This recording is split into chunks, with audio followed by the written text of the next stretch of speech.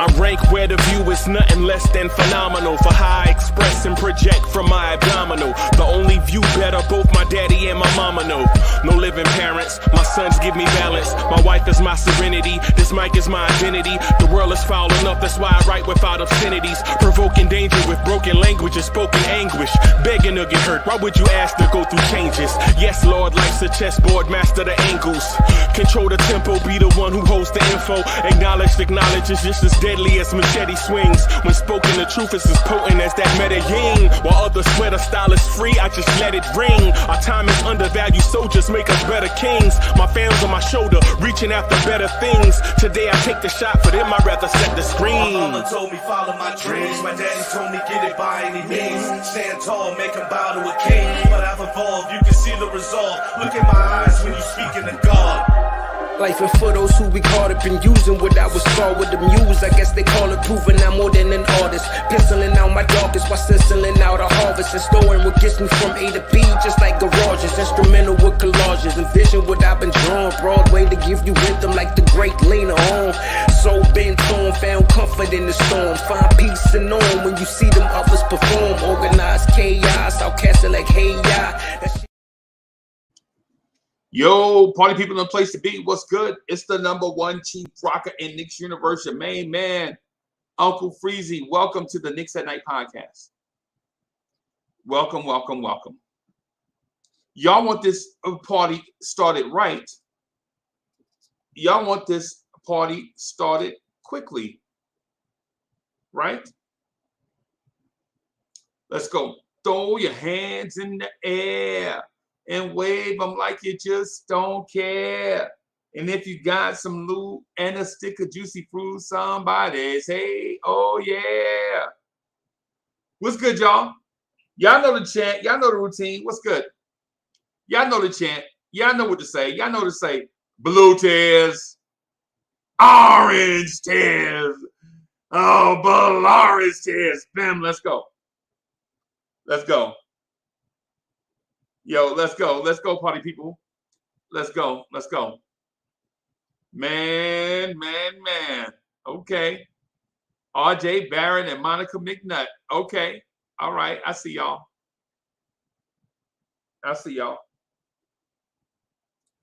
What's good, y'all? What's good? Man, shout out to my people in the chat. Man, we gonna rock this joint tonight, man. We gonna rock this joint. King Poppy in the place to be, man. Make sure y'all go check out that single by King Poppy. King Poppy, you got to put the link to the video in the channel in the thing, bro. If you don't show it, man, won't nobody ever see it. King Poppy, you got to show everybody the joint, bro. You got to put the link in there so everybody can go see it. Because if you won't get no views, people won't get to see it, man. If you don't put it in there. JJ, how you doing, brother? JJ is in the building. What's good? The hip hop legend, Core Mega, is in the building. Nick G is in the building. What's good, Nick G? Nick G, is good to see you, man. Nick G is everywhere, bro. Nick G is a YouTube celebrity, man. Nick G is everywhere, man. Bam, bam, bam.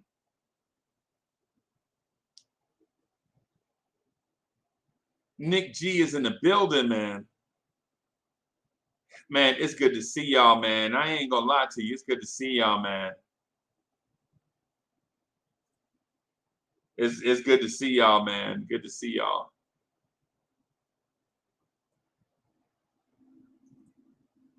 Yo, I was, no lie, man. I was in the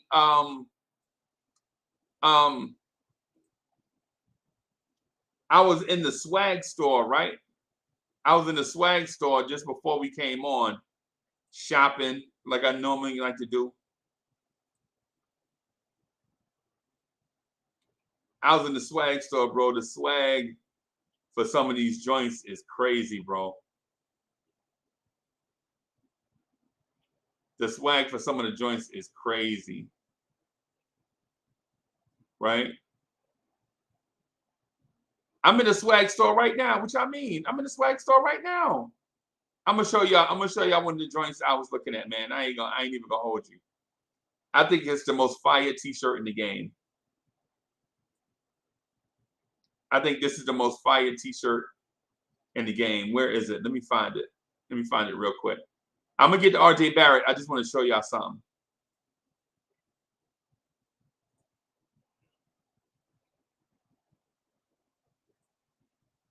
Yo, this right, Tibbs, Tom Thibodeau. If you can't catch a hint, this is for you. Tibbs, if you can't catch a hint, this is for you. Play the kids. Yes, we have a Play the Kids t-shirt in the swag store. Tibbs, this is somebody buy one. Yo, matter of fact, I think I'm gonna buy one and send it to Tom Thibodeau. Will Salkins in the building. What's good? Philip Santiago. What's good, man? What's good? Jay Busby in the building. What's good, man? I see y'all.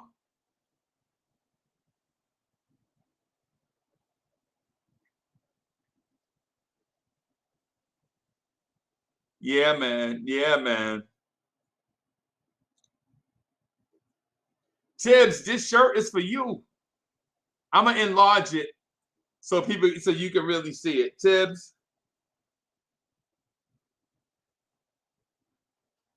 Oh, I can't enlarge it, man. I can't do it like I want to. There it is. There it is. Tibbs, play the kids, bro. Play the kids.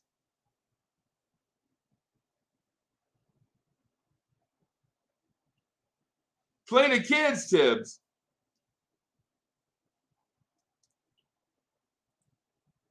Tibbs, you got to play these kids, man. Stop playing around. You did the RJ Barrett press conference today.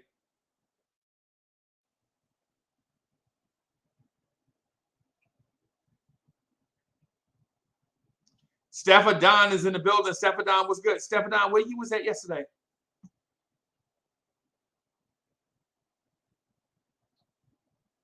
Stephadon, where were you yesterday, man? You was. What's good? Yo, King Poppy says, is that baby Tom Thibodeau? Nah, man, that ain't baby Tibbs. That ain't baby Tibbs. That would be funny though. A baby Tibbs shirt. Oh my God, y'all crazy. Y'all be wilding out. Y'all be wilding out. Yeah, man. Amani the Great, what's good? And Adam G says, read my comment out loud. Hey, man, Adam G, this is my show. I read what I want to read. Adam G wilding out, talking about read my comment out loud. Calm down, bro. Easy, easy. Slow down, slow down. Slow down. Slow down, Adam G, slow down. I thought Adam G was trying to go upside my head just now. Easy, bro. We all friends here. Yeah, man. JJ said, Adam, you gotta relax, man. He can't read everybody comments. I can't get to. Yeah, man. Yo, give him some time. Ain't that right, Coach? What's good, Coach? How you doing, man? Yo, what's good, Blorange family? Bim. Blim, bim, bim. Yeah, man. Hey, how was work today, man? Good. Still did a little computer work today. Computer love. Did Did your fantasy football team win today? This week? Oh, I think I was the #1 scorer in our league. Uh-oh. Fantasy. Who did you high flyers? Who's the high flyers? Nate is the high flyers. I think I was the lowest scoring team in the league. This High fly. Oh, that's why I played. Yeah. I know. Someone was right. I think Dre was right behind me. Depending on how the rest of tonight went, but IKBM. Yeah, man. So what's popping? Will RJ love tonight? Lot of stuff, man. Lot of stuff going on, man. King Poppy. He's Yeah, gotta man. give salute to some of my boys in chat. Yeah, man. So it's a lot of stuff going on. The RJ Barrett interview, Monica McNutt was on Twitter today. That was an awesome interview. I think it was well done. RJ still looked nervous in front of that crowd, though. Yeah. You know what I'm saying?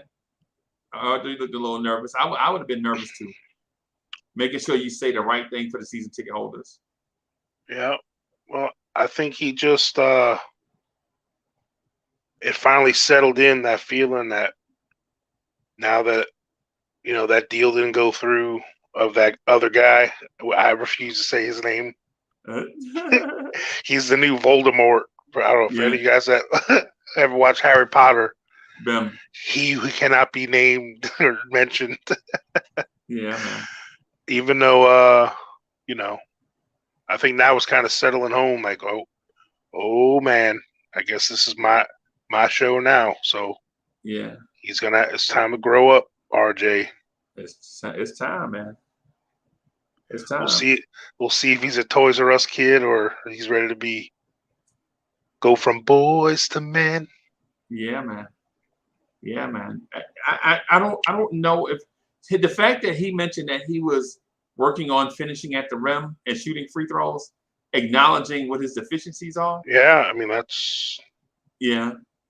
What's that saying? Like a self-aware man is. I don't know. There's some saying. I heard it before. I heard it before. I just can't remember how they said it, but I heard it before. Well, at least he's not going to be accused of stupidity, which is doing the same thing when it doesn't work, kind of thing. So right. He's aware of what he's got to work on, and that's always a good thing. Right. To me, you're not elite as an athlete in your craft if you're not adapting your game. Right. You become a dinosaur real quick. That don't happen. Right. Yeah, man. And so when I saw the RJ Barrett interview, it made me focus less on all the stuff going on outside of the Knicks and made me focus more on what's going on with the Knicks. Yep. Right? It makes me think like, yeah, we missed out on a lot of guys. We didn't draft certain guys. We didn't execute the trade for Donovan Mitchell. We didn't, bring in other guys in free agency. But at this point, man, you got to be in that mindset of let's just focus on the guys that are here. At least for a little while. Yeah. You know what I mean? Like just focus on the guys that are here and hope that they do well. Hope that they do well and represent for our team. It is frustrating that we didn't get certain guys, but how long will you drag that along without realizing that there's nothing you can do about guys that don't put on the Knicks uniform? Yeah, it's like that. You can't. It's hard to miss what you never had, kind of a deal. Yeah. It's just more that what if game. But at this moment, I just want to appreciate what we got. Pick a vision that we're gonna go and rock with and do it. Yeah, man. So. Yeah, man. It's one of them things, man, where it's like, just one of them things. Yeah, man. It seems like, and they spoke to RJ Barrett in leadership a lot during that interview. Mm-hmm. And so it makes me think like, are they really, looking to give artistship? Are they looking to give RJ Barrett some more of the leadership mantle and help him with this young core? Is that the direction they're going, or is this more smoke? No, I mean, I think it's I think it's legit, man. I just think it's, I think the fan. I mean, he knows that he was re-signed at this point. I mean, they're not stupid. I mean, I'm sure RJ hears and sees how the fans are reacting to Randle. The Knicks, they're looking for someone to just take a hold. Sometimes someone just got to take a hold of it, man, and run with it. You know what I'm saying? And if RJ wants to do that, and do it well, and then I ain't gonna knock him for it. I mean, I'm gonna be happy and proud that one of our own that we actually drafted took the bull by the horns. Yeah, man. The bull by the horns. Hopefully, we can take the bulls by the horns. Yeah, this year. That's one set. So RJ Barrett said he was working on ball handling, right? Movement, ball handling, finishing at the rim, and free throws. And he was like sounding exasperated with the amount of free throws that he took. You know what I'm saying? And so the thing is with that is let me ask this. Do you think he'll improve in all three of those areas from one offseason? I mean, I feel just if he didn't work on it at all, just the addition of Brunson alone, I think he was going to get a bump up in those three things. But the fact that he has made a conscious effort to work on those, we are going to notice a bump up in each one of those. And I think at least one or two of them is going to be a significant jump. Right. I mean, as far as all three, I mean, you're talking. I mean, if those are the three things, if he did those three things really well last year, he might have been an all-star. Right. So right. We're talking all-star talk if he does at least 2 out of 3. Yeah, and I would like to see definite improvement in one. Definitely improve in one of them. Yeah. Right. Like all that work you put in this offseason, man. We need to see significant improvement in one of those areas. I think it's something to show for all that work. Yeah. And then if you improve in 2, man, that'd be great. But for everybody. Improvement across the board in all 3. Now I think you're expecting too much, even from a young player. Yeah. Usually you get better at one. It's like this one year I was trying to be a running back in high school, right? and the thing, the coach was like, "Hey man, just don't worry about long touchdowns. You got to work on small stuff, like work on the bob. Like this, like we used to run these plays. The backs block the linebackers, right? And so he just work on that. You know what I'm saying, for these 3 weeks." And then when you come back, if you're good at that, then you can move on to getting in the screen game. And I really want to catch that ball, bro. I really like catching the football. But he wouldn't let you do it unless you can pass protect, like pass pro, and blocking in the run game for other people, right? And so I went away. I learned this one thing. I came back, and I could block the backers. And what I did was like button press blocking. I didn't like cut blocking. Yeah. You know what I'm saying? I didn't like cut blocking because you get stepped on a lot. I didn't like getting stepped on. You know what I'm saying? And then a lot of times in that button press, the guy you could at least get to him, and you know what I'm saying? But on cut block, sometimes they would just jump over you if they knew it was coming. Right. You know what I'm saying? And so it was like a lot of stuff. So basically what I'm getting at is with RJ Barrett, if RJ Barrett can say improve at the free throw line, right? Like say everything else is the same and he knocks down his free throws at, say, let's be optimistic. Let's say he shoots 14, 15% higher. So let's say he shoots 85% from the free throw line. That's a win for us, coach. Oh yeah, that's like 3 or 4 more points a game, or 3 points a game more. Definitely. Right? Yeah, man. Yeah, I mean, it's just like, I was an undersized height-wise for, power forward when I played in high school. I was just strong and thick. But they said you had like a 42-inch vertical, 41-inch vertical. No, I did have like a 36.5 though. That's still 37. hot, that's still But something. my 2 or 3 step vert was a lot more though, because I had some explosiveness because my squat was I was pretty strong. So yeah. And I did, for all you young cats out there that want to get them sexy calves, them beach calves, right? And you want some good explosiveness and hops. At every workout I ever did, whether I did legs or chest and arms and back, I did over 200 to 300 calf raises every day, at least. Like in between sets while I'm waiting, I would just stand on, like, how they got the bumper, the fat 45 bumpers. I would just put the balls of my feet on the edge of those bumpers and while I'm waiting for my next rep, I'm doing calf raises over and over again. Yeah, man.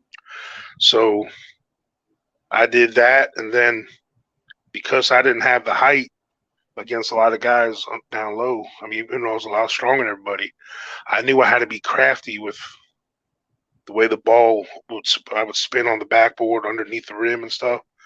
So every day, and this is something, you ever want to coach up young ones, I would stand right under the rim and I would do 100, I would do 50 with both arms, like after practice every day. I would do 50 with my right hand right under the rim and spin it in, and then I do 50 with my left hand under the rim. And that made me, like, whenever I go near the rim, I feel like I knew exactly where to put it every time. Yeah, man. So, and I'm just, I'm no basketball player. RJ's been doing his whole life, and if he tells me it's something he's working on, right? That's if us average Joes can do it, he surely can do it. He can do it, man. RJ Barrett has got to knock down those free throws, man. Yeah, because that, to me, I mean, I can understand. I mean, there's been a lot of big men in the history of the NBA that have figured it out.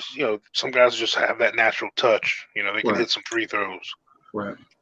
But I can understand some of the really big guys, the Shaqs and the Wilts. And, I mean, there's a physics involved in how big your hand, I know some of y'all have done the old Nerf basketball. When you got a smaller ball in your hand, it's, it's a weird shot, and I'm sure that's a thing, for bigger guys, Yeah. That's why I remember Rick Barry used to always, remember he was suggest that to Shaq and all these guys, it's an image thing. Like, I ain't shoot no granny shot, Yeah. But when you shoot the free throws like that man did, it's hard to deny it. I mean, so, but to me, anyone that plays a swing man, or if you're a shooter and below, there ain't no reason why you shouldn't be making them free throws, man. You know what I'm saying? I mean, minimum 75%, it should be, because like you said, like we've said before, it's a free throw. I mean, that is the highest percentage shot. You got no defense. I mean, you have plenty of time to sit there. I mean, I don't know. Yeah, man. A lot of it's a mental thing, And when you saw him in the interview, RJ Barrett doesn't look like a muscle-bound freak. He looks like an average-sized person, right? For his height, anyway. Mm-hmm. He looks like an average-sized person, so he doesn't look like a ball of muscle, right? So it doesn't give you the impression that RJ Barrett can't shoot free throws, because he's not built like Anthony Mason, and he doesn't have big hands like Shaq. Right. Yeah, he should be able to do it. He's in that group I was talking about. That there ain't no reason you shouldn't be unless it should be a concentration thing. Yeah, unless he's one of them weird guys that. I mean, unless it's because it has something to do with that thing. Remember, he said he's actually naturally a righty. Yeah. Didn't he tell that to somebody? Yeah. But he actually plays basketball lefty or something. He might have to do though Tristan Thompson, switch it up. Yeah. JJ asks if RJ can give us 45, 37, 77. I mean, on the same amount of shots? I mean, I think he's probably if he goes down about 4 or 5 shots and still has those numbers, he's still going to average about 23 to 25 a game with those numbers. Yeah. I mean, so. man. So. Yeah. Hey, Delano, I did play some Call of Duty today for a little bit. Call of Duty? Yeah, it's Call of Booty right now. I ain't feeling it. There's a lot of there's a lot of sweaty dudes. Oh, look at that shirt. I got to get me one of those. What is that? What you talking about? That shirt you rocking right there. Look at that. Look at that. Oh, the Blorange Tears, right? Yeah. It's in the swag store, man. I know. Once I get to a financial place, bro, I'm gonna start sending out stuff to everybody in the Blorange Tears family right now. It's hard times. I know. I know you got fluffy. I know you got fluffy size. Yeah. Oh, shit. You guessed it. I'm rocking one. I know. Yeah, man. Yeah. I know you probably not old enough to remember the plumber son, Dusty Rhodes. I know you probably don't remember Dusty Rhodes. Yeah, I remember it, man. But yeah, man. But it's hard times. You don't know hard times, brother. Dusty Rhodes. Let me tell you something, man. He had that little lisp in his voice. Oh, yeah, heavy tongue, Dusty Rhodes. Mm-hmm. Yeah, man. One great person though, from what I saw, man. Saw him twice. Salt of the earth. To me, and when I saw him, he was salt of the earth. Eddie C is in the building. What's good? Eddie C. Hey, so Eddie C says, "Yo, past the." Okay, all right. Let me Pasta Tochi. Let me see, just real quick, man. I get sidetracked sometimes, man. Sometimes because I was rocking just now. I was like, oh shit, I forgot about Greeny and I forgot about Coach because I was on with Eru earlier.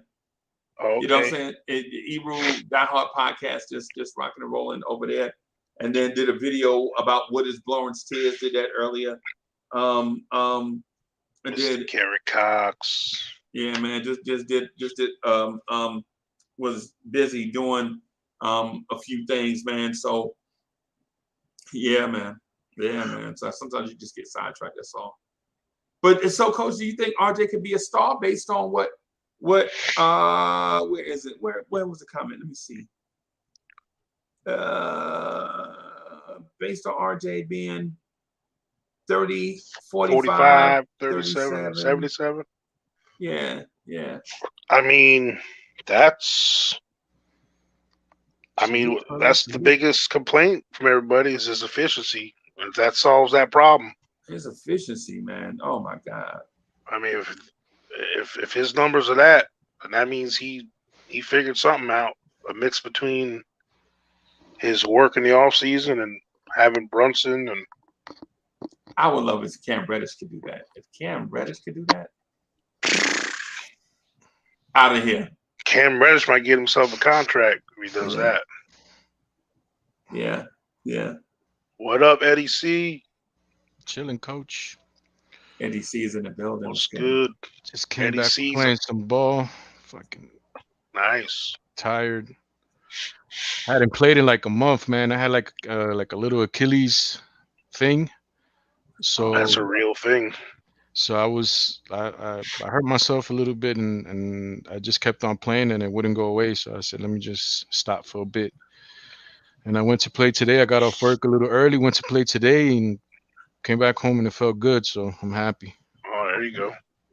I've had an Achilles thing for about 5-6 years. What? I know you said it one time on the stream. You said you took one of your boys for a race, and That's and it, man. It ain't been the same since. I had one of those. I had like a slight, like a little, like some microscopic tears in it or something.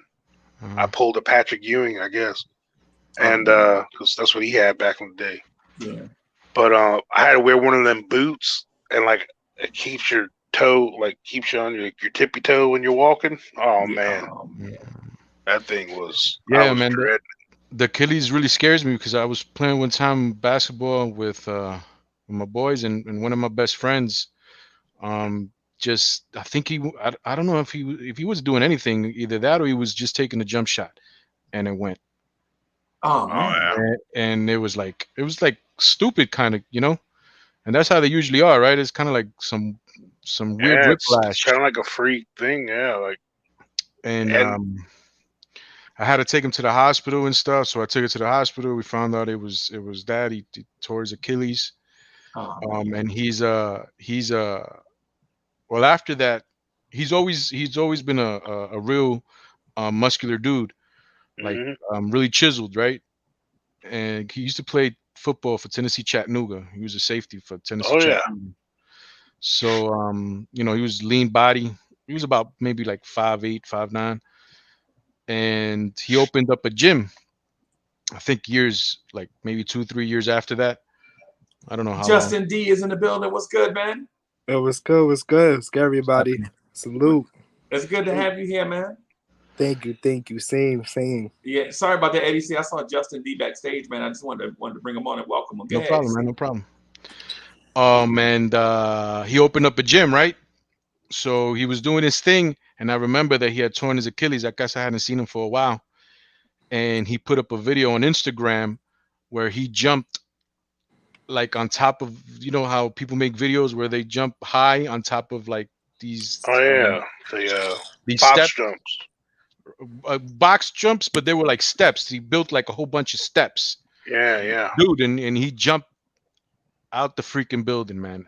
And I was so happy for him, man. I was like, damn, he's back. Like, because those injuries are really, really difficult. I guess nowadays is different, but I mean, if it happened back when I was in my 20s or 30s, I probably would have recovered better. But I didn't even think he was that explosive when he was whole. Right. And he got well, and he made that jump, and I'm like, damn. You go, Marcel. His name was Marcel. So and now he does like he's not a bodybuilder because he doesn't do mass. He's more of like a physique, like lean. He's lean, right? Like, he's one of like those lean. He looks like one of those chiseled like statues and stuff, man. He's a hell of a guy. Oh yeah! Shout out to people that have the. I'm the opposite. I look like that have the willpower and the. I mean, I was never the opposite. Let me take this shirt off. But you see, he's like that, right? And then sometimes I remember I was talking to his wife one of these days, right? And she's like, he sometimes he has to sleep on the floor because his back hurts so much. Right. He gets like these back pains that he can't even sleep on the bed. He has to sleep on the floor. And I'm like, damn, I'm fat as hell, but I don't gotta, I ain't gotta go through that. Yeah. So. You know how it be. Yeah, I mean, when I was at the peak of my athleticism when I was younger, like I always really liked being flexible, and a lot of friends and teammates that I had that were like hella muscle bound tended to be a little stiff, and not as fluid. So I always got like I had the top 2 abs come in, but I could never get that bottom row going. So, but I was happy with that. I had that football swollenness to me.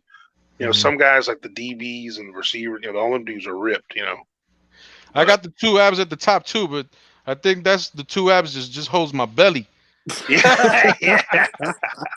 I hear you on man. that. It's strong as hell from holding my belly. But I got those two But abs up top. yeah, Yeah. but no, like back to RJ, he probably has the top two as well. Nah, And just RJ is strong. RJ is yeah, I fit. know. RJ But is like I just think he naturally just has that like kind of young, mellow smoothness to him, like the chub. Like, even though he ain't really technically chubby, but he just has that little chubby look to him. You know what I mean? You know, You think so? yeah, no, yeah, he's kind of got that chubby face, and you know, just like he's naturally kind of smooth. He's not like naturally really ripped. So you see, Like, he has like that baby weight. yeah, that's what it seems like to me, and it's not a negative thing. Like I've known. I mean, you guys know like Marshawn Lynch, right? Yeah. Mhm. Like if you ever see him in the locker room when he has his like football stuff off, he got like just a regular smooth looking, just kind of fit dad bod. like Marshall Falk. But Yeah. Mhm. you know he's strong as hell. You know what I'm Yeah. saying? So they like sometimes what looks good at the beach ain't functional. You know? Yeah, I coach. never- Coach, I look like I have the physique of a bag of rubber bands. You ever seen a bag of rubber bands just laying on the table? I got a physique of a bag of mashed potatoes and meatballs. But let me ask you something. Let me ask you. Okay, you say you have it like that, right? But if it's go time, how do you feel about yourself? Are you somebody who feels that even though you're overweight or you think you're overweight, that you can go like you? I'll put it this way: I'm the baddest man in the world for about 30 seconds. So like, bro, I'm telling you right now, there ain't a man in this world. Like, I don't give a damn if it's Ngannou from UFC or Mike Tyson. Like, in my mind, just because the way my mind is, and like, I'm kind of but after those 30 seconds. But after that, if I don't get you there, you got me. I'm gonna tap out.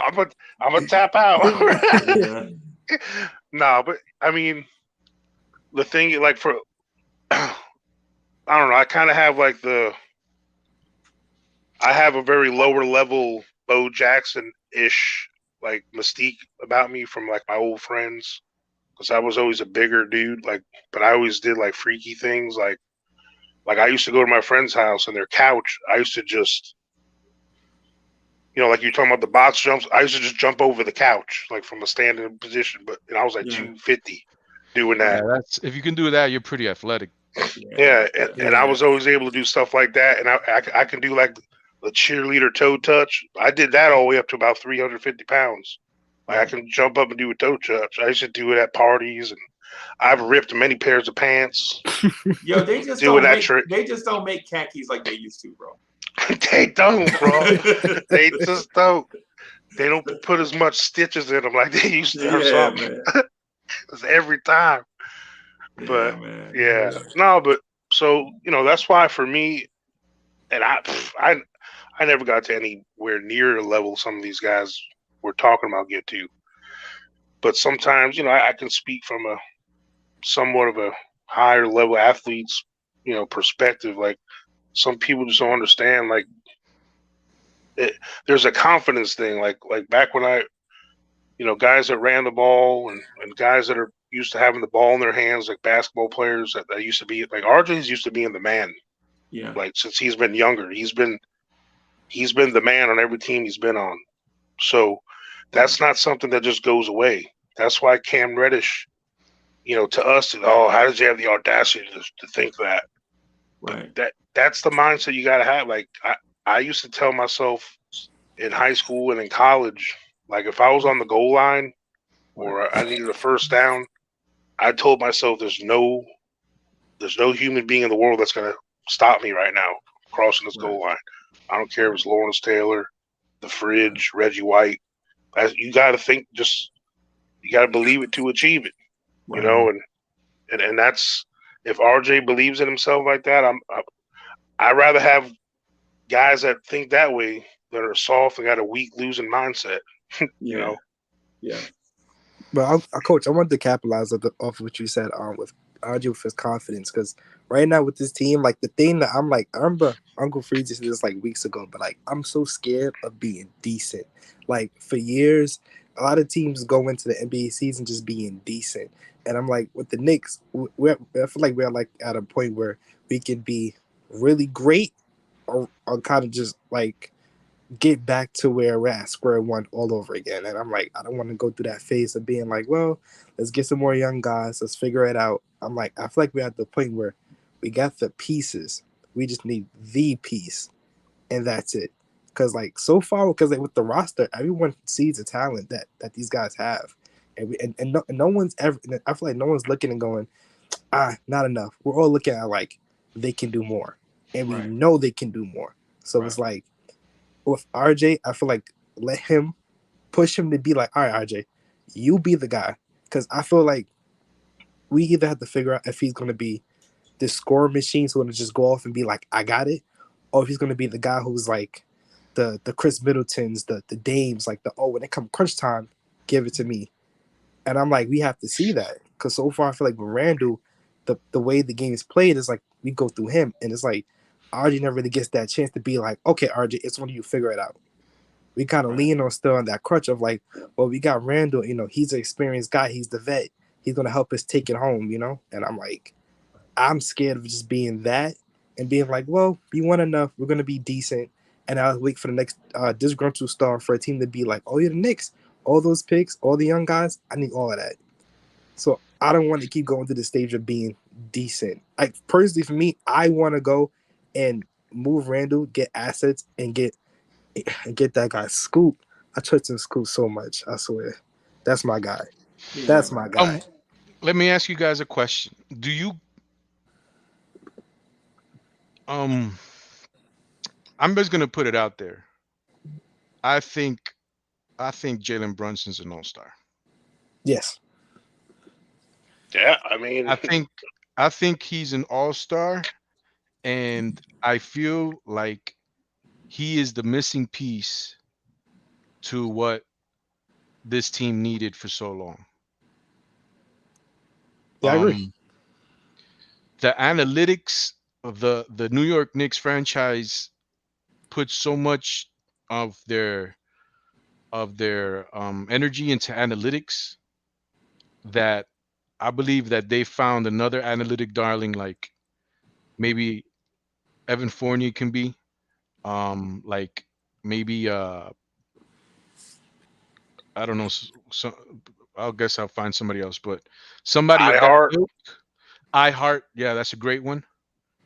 Somebody like those players that can probably take us to the next level, and you add the analytics to the real gameplay of a Jalen Brunson. Somebody who can in game tell RJ, Julius, RJ, move here, Julius, move here, Mitch, come up here, and let's get a bucket, a very important play in a game that can change the complexion of the game. I think that he has that in him, and that is going to really help us. That's going to be the difference between winning 8 games this year and losing 8 games last year. Right. Yeah, I agree. Yeah, I mean, You guys agree that he's an all-star, that he's all I that? don't know. I love Brunson, right? I love the Brunson signing, and I like Brunson as a player, but I think the law of numbers might get him, right? And think about it this way. I'm not saying that Brunson's a bad player.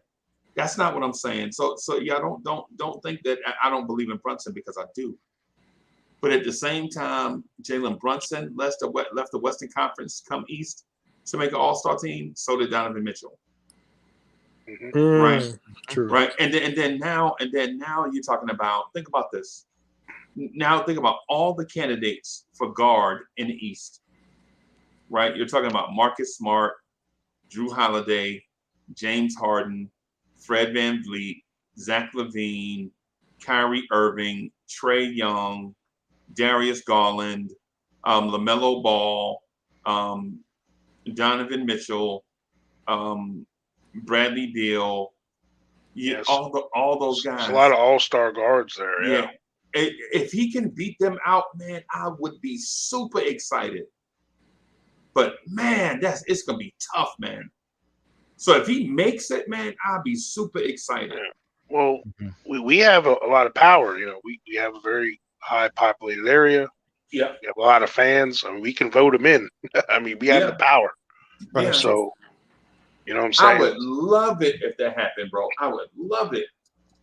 Like if we go into the All-Star break, like 5 or 10 games, like something crazy, like 5 or 10 games over 500, and one of them will have to be there. He's averaging like 18, 8 assists, and you know what I'm saying? He's a big part. He's in.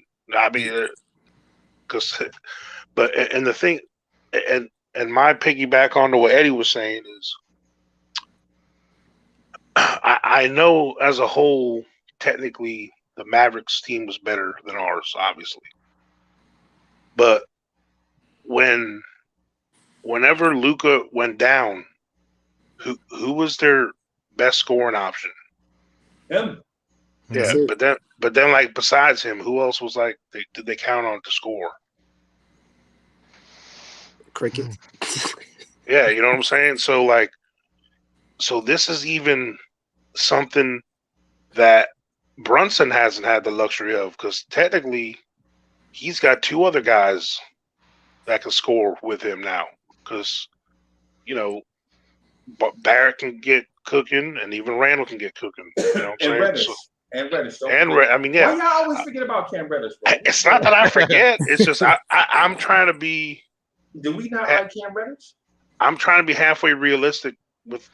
I don't want to sound too much like a homer. Sour on him, and I think to add to the fact that he was coming home and like being around people that he knew for a long time, like family, like he says, he knows that as well.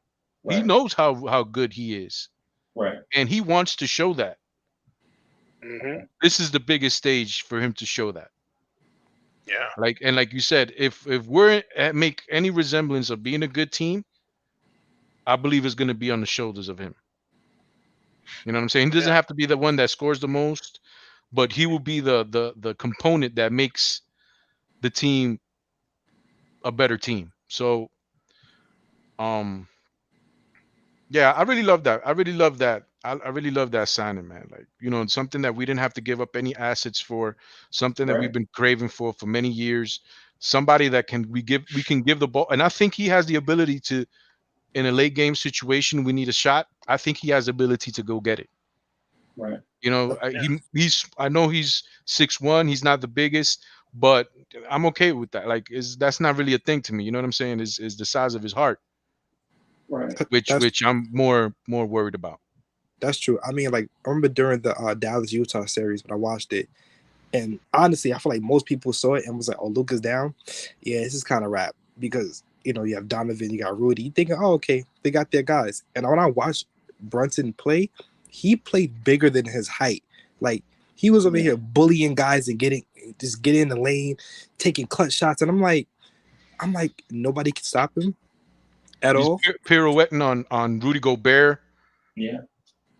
Oh, that when he went and crossed him and had him turn around, I was like, oh, he's too crafty. He's too crafty. Yeah, but and just one more. DeJounte Murray left the Western Conference team and came east too.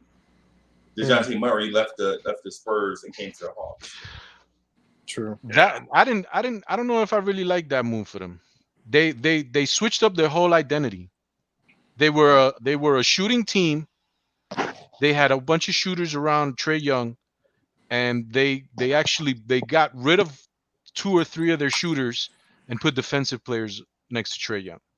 Right. So what do they want to do now? They want to play defense around Young and make Young the primary shooter? Excuse me.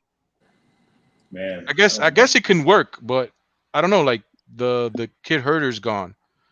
Gallinari's gone. Gallinari's gone. He used to kill Quentin Grimes on the block. Yeah. Whenever Quentin Grimes had to guard Gallinari on the block, he couldn't do anything with him. Like, that's his Achilles. To me, Quentin Grimes, what he cannot do He can guard you in space. He can guard you up top. He has great perimeter defense. But when you get him on the low block and you bump him a little bit and you give that fadeaway shot that every NBA player has, he's toast. He's not tall enough to guard that. Hey, and you know how much I love Grimes, Freezy, but Gallinari, he can't guard that. He don't get. He's the poor man's Italian Melo. Like his game is very similar. Coach, is there a theme? Are you comparing everybody to Melo today? No, it just seems like you guys were talking about. Is the fat black Melo? It's Melo. It's Grandpappy Melo. Yeah, when he's retired and comfy. I mean, if anybody's game resembles Melo, is Julius Randle. Yeah. He's just not as smooth. ISO Randle. He's just not as smooth. I don't mind if he does that, but if he does it on the sides of the court, not at the top of the key. On the sides, on both sides of the court, he's very lethal. If he wants to go one-on-one on the side of the court, he's super lethal. Right. And it opens up the rest of the court for everybody else. If he shoots, they can rebound. If he wants to go to the rim and kick out, he'll find a shooter, but not at the top of the key. You have to find them on the blocks. On either side of the block. If you want him to get a bucket there, go do your thing over there. And those are the things that, if I know this, those are the things that Jalen Brunson must be able to know and tell his guys, yo, just go to the right side of the block. I'll give you the ball. You want to take this guy? Go ahead, do your thing. You know what I'm saying? But over there, not over here where I'm at. Right. That was a thing. Baseline Randle was a thing. But the thing about it is he would have the worst turnover at the worst possible time. Yeah, I remember baseline Randle. Yeah, I remember baseline Randle was a thing. But it was because when he had the baseline, he would try to cut into the middle of the court instead of fading away to the out of bounds type. Yeah. You know what I'm saying? That's when he would get into trouble. Yeah, and I think that had more to do. That had less to do with Randle and more to do with team construction, because at the time we didn't have a Cam Reddish that could slash. You know what I'm saying? At the time, Obi Toppin wasn't ready. You know what I'm saying? There were a lot of things that went into it, like the team construction wasn't as good as it is now. I could see the Knicks going back to baseline Randle now. So. And the thing is, I don't mind if you do some of that, ISO, but triple threat, that's what it's called. Like, but he's got to actually be the triple threat when he does that, like the threat to drive or pop or dish, Yo, Sherry's been on my bumper for like 6 months, bro. Yeah, man. He's always on. He won't leave me alone, dude. Like, he's always on the bumper. Yo, if yeah, hey, if I say a pickle is sour, come on, yo, I wasn't gonna chat, but there's a difference between dill and yeah, I know it. Well, welcome to YouTube Celebrity. You know what else is on bumpers? Love bugs and bird poop. Yeah. Y'all got love bugs up in the Northeast? I can't believe. Hey, no. I forget. I remember when I was younger. That's a wait. Yeah, we'll have no. Yeah, we don't even have them in Carolinas, bro. You know what I'm saying? No, they've died off now. Because they usually come out in February. Yeah, I think so. Isn't that a weird thing? A man-made bug, basically. Yeah. In case y'all don't know the story about that, they tried creating, because, in the dirty South, because of the humidity and the heat and all the moisture and the rain, we have a huge mosquito problem. We're a tropic area. They tried, this is what happens when you mess with nature. They tried creating a bug that would eat all the mosquitoes and pretty much kill the mosquitoes. Yeah. But it wound up going bad and wrong, and yeah. And they just all of a sudden, there's swarms of them, and they mate and they die. and they get all over your car, and it's weird. Yep, It's a during weird thing. February. I lived in Louisiana, bro. When I was in Louisiana, bro, when I was in Coach, they were so bad. If you swatted at one like this, when you open your hand, it would be like 14 of them in the palm of your hand. And they call them love bugs because they would be in the air doing the hoochie coochie. Yeah, they're stuck together. Yeah, they'd be so when you looked at it, you had 14, and it'd be like 7 of them. Like they you looking at them in your hand, and they're like, "Yo, can we have some privacy?" Yeah. You know what I'm saying? I guess that's the way to go. Yeah, you mate and you die. Yeah. I mean, it's wild. So, Coach, when you were saying that, I knew exactly what you were talking about, bro. Mm-hmm. It's crazy, man. Yeah, man. So these young kids, bro, I think we're in a good place with the kids, man. I ain't even gonna lie to you. You know, I've seen, because I've been dabbling in little side stories to see what people are starting to say about the Knicks now on the side, and there's actual some lower level media outlets that are starting to kind of whisper about the Knicks might be just a little bit better than what we thought. And there's actually, I saw they were on an underrated team list. We don't ever make them lists. We usually make the bad lists. Yeah. We really this year what we really have to focus on. I mean, we have to focus on every team, right? But we really have to focus on the teams like Atlanta. We have to focus on the teams like Cleveland. We have to focus on, we definitely have to be teams like Washington. Right. Like we cannot lose focus this year. There has to be a standard set where our margin for error is very slim. It is. It's slim, but we have to find a way to get to these teams already and stop playing second fiddle to Atlanta's, to the Cleveland Cavaliers. Give me maybe Charlotte, maybe, you know what I'm saying? Yeah. To these types of teams, we have to make a put a line in the sand and say, okay, we're better than these teams here. You know what I'm saying? Than these 5 or 6 or 7 teams here. We've seen them enough already for the past 3 years to know what we're up against every time we see them. Okay. So we have to definitely. I'm really watching those Atlanta games. I'm watching those Cleveland games. Right.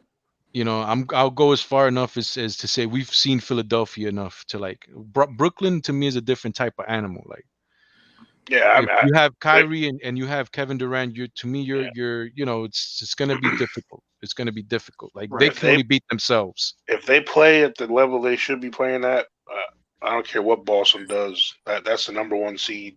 I mean, Miami is another one where we've seen them enough where we should know already how we can beat them. Right. Definitely. They've beat us enough so we have to find a way to get over that hump, to find a way to beat these teams. I have the answer to that, Eddie C. I have the absolute answer to it. Share the basketball. Mm-hmm. Always. You share it. Like think about this. When a team has two forwards in a top 30 in usage rate, top 28 in usage rate, that means your team is not sharing the basketball. And I'm not knocking RJ Barrett, and I'm not knocking Julius Randle, right? Because they were trying based on the pieces, the cards they were dealt, right? But when you just look at it off of GP, when you look at it and say, this team don't have, when you have 2 forwards in a top 28 in usage rate, RJ Barrett was 28, right? Julius Randle was, I think, 22nd, 23rd, right? When you have 2 of them, you could deal with it if you have like a Giannis and then an unselfish distributor playing with him, right? But when you have 2 of the top 30 players in the NBA in usage rate, and they're not even guards, you have a problem, right? And then that team is not making the playoffs, and your offense is 28th in efficiency. Yeah. You share the basketball, man. It just makes it too easy to guard. Yeah, exactly. It makes it way too easy to guard. I'm looking at the schedule right now. The Knicks should start the season 4-0. We should start the season 4-0. Play Milwaukee, and Milwaukee should probably bust our behind. But we should start the season 4-0. We should beat the Detroit Pistons, game 1. We should beat the Indiana Pacers, game 2. We should beat the Grizzlies at home. We play them tough all the time. We know how to beat the Grizzlies. We should beat Orlando.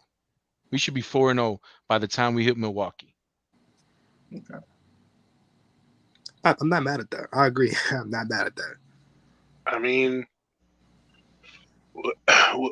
we need a Mariano Rivera. We need a closer, and that's a role like looking for someone who's going to lead the team, looking for someone who's going to lead the team, who's going to be our go-to scorer, and all that's all nice. But last year, how many times were we in the position to win a game, but we couldn't close it out? Too many. Way too many. You know what I'm saying? With our dumpster fire of a team we had last year, we left at least 8 to 10 games almost like on the table. And you know what I'm saying? And we had a losing streak in February. That is a worst losing streak in franchise history type event. Season killer. Yeah, Right. yeah. Yeah. Those don't happen every year. You don't lose like 8 in a row. You know what I'm saying? You don't go 1-13 as a team that finished 11th in your conference. Usually, if you go 1-13, you're like one of the worst teams in the NBA. Yeah. Yeah. So even if we'd have won 3 or 4 games in that stretch, we make the play in. Yeah. And the thing is, it's not that I think 100% that Jalen Brunson will actually be the closer. I think he would help facilitate. If it's not going to be him some games, he's going to help facilitate he's going to, in the flow of the game, know who's supposed to be getting the ball when it's time to close the game. Listen, the 2 guards that should be in the game to close games this year should be freaking Jalen Brunson and Derrick Rose. Yeah, I mean, those should be the 2 guards out there finishing the damn game, and Isaiah Hartenstein coming up and giving them picks. That should be the play. Like, doesn't matter that everybody knows it's coming. Isaiah Hartenstein should come up, make a pick, and either Derrick Rose or Jalen Brunson just go. And I'd love to have Reddish in the game at the end of the game because how well he shoots free throws. I don't know, bro. Just Reddish is not my cup of tea. I know. I understand, but if when you shoot almost 90% free throws, that's a. I mean, Yeah, but that's a if big that's part. the case, I mean, I don't know. Like, shouldn't Fournier probably be out there to stretch the field a little bit? Shouldn't Julius have the opportunity to close games? Or IQ, since he's the best free throw shooter on the team. Emmanuel quickly too. Oh yeah, IQ too. IQ was our best 4th quarter player last year. Right. Oh, And there ain't nothing wrong. Yeah. How many times have I said that? Yeah, but he didn't help us close to win games, unfortunately. How many times have I told you, Freezy, that we should do some 3-guard alignments? I'm with you. Oh yeah, I'm down. I'm down with 3 guards. I don't even care if it's 3 small guards. Randle and Hartenstein. Right? Brunson, Rose, Quick. And RJ. too. I said he's more. He can probably play like That would be like I've RJ at the 4. people We don't yeah. rarely do that. I've said that a billion times too, man. I like there's certain points in the game where you should put probably RJ Barrett at a 4. Right. And in a closing situation, like he can be probably a 4 with Randle at the 5 or whatever. Whatever you want to do. You know why, Eddie? You know why?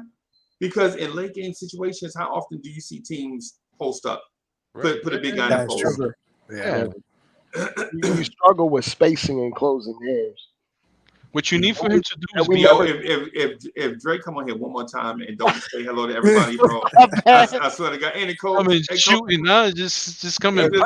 My fault, panel. It just it's this Knicks energy that compels me. My fault. Peace to the panel. What up, Coach? What up, Eddie? Yo. What's up, Mr. Drake? How you doing, What man? up to the chat? I'm doing great, man. Doing fantastic. How are y'all? Good. It's good to be with you, bro.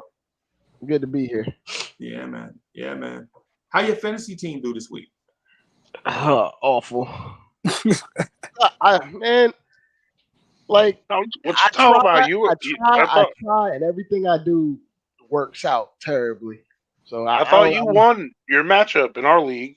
I'm not in that. I'm not in that. But I was. You're not. Nah, I'm not. I tried, but the last spot was taken. I think I tried to get into it, but it was a little. Nah, you in. I'm in. Yeah.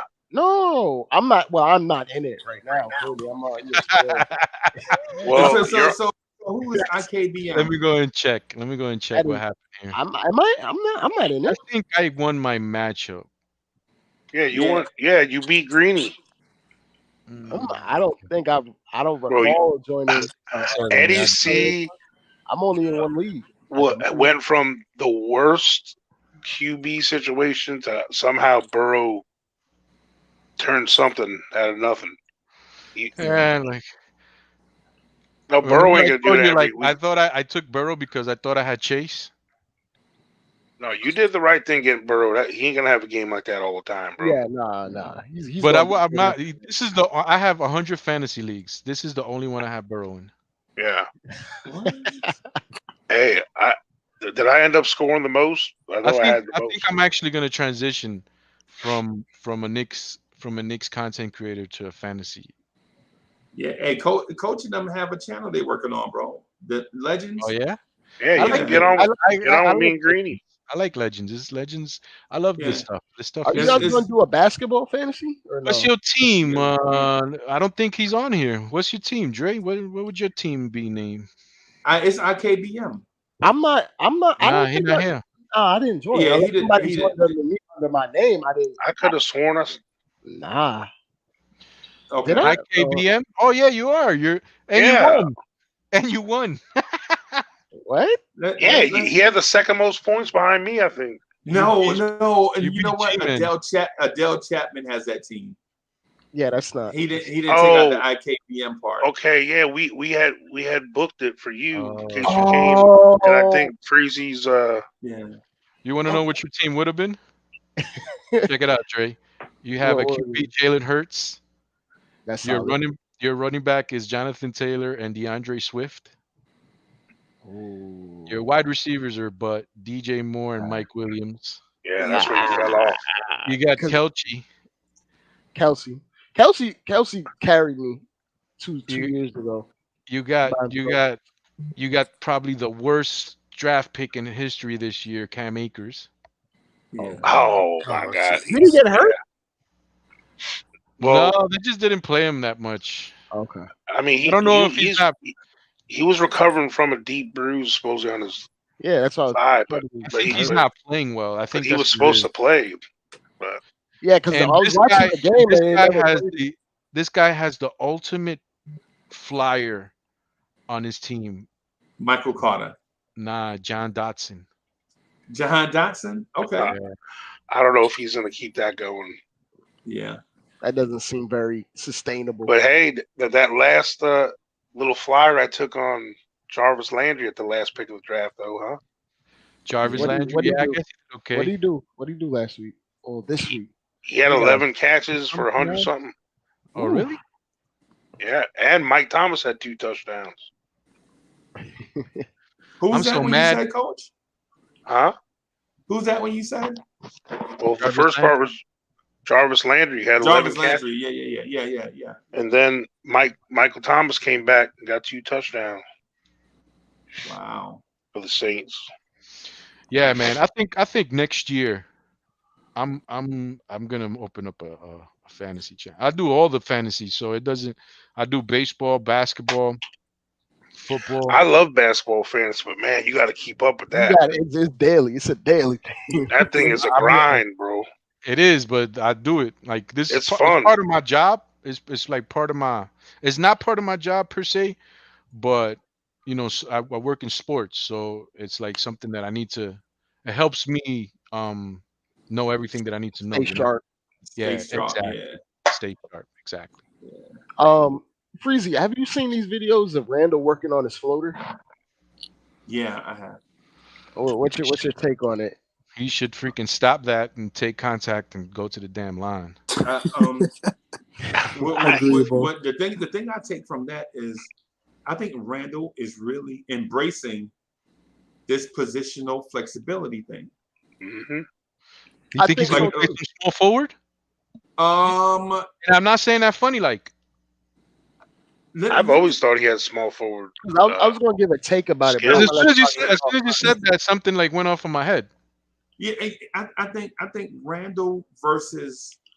I think I don't know if it's a Randle at the 3 thing, more so as teams defended Randle with quick defenders last year. Because when you put same size matchups, Randle murdered the game.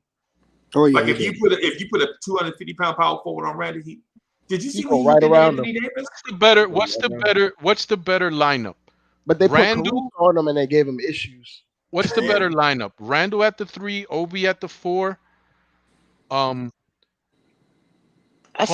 at the 5, or Randle at the 3, Hartenstein at the 4, and Mitch at the 5.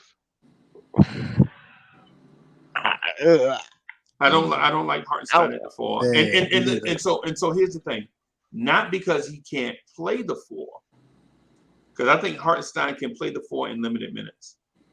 Right? But when you bump everybody up, like say for instance, if you said Cam Reddish at the 3 and Hartenstein at the 4, I would have been like, okay, well, if they run a mismatch, then I can dig Hartenstein at the 4.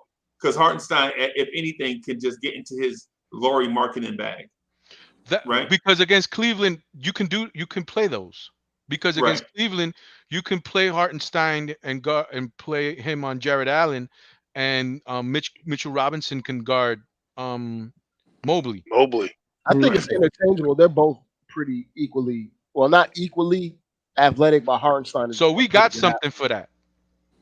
Right. Yeah, like Mitchell Robinson's athletic enough to cover a pretty athletic. But what do you do when you play? But what do you do when you play the Boston Celtics? No, I mean I think if we had the coach that would like suddenly change his lineup, because like we would see in the past coaches like Tibbs, coaches like Pop, he would change his lineup based on what his matchups are. Like we would see him just straight up change his whole starting lineup on a game-to-game basis just because he felt a certain matchup worked better for him. And I don't see that from Tibbs. Tibbs is kind of rigid with his lineups.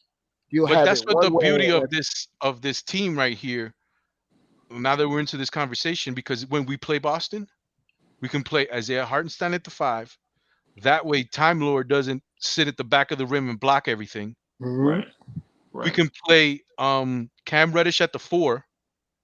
He can guard what's his name, Tatum, and then we can have RJ at the 3. We can have RJ at the 3. Quentin Grimes could play at the 3 at that point. Randle can cover Tatum. No, he can.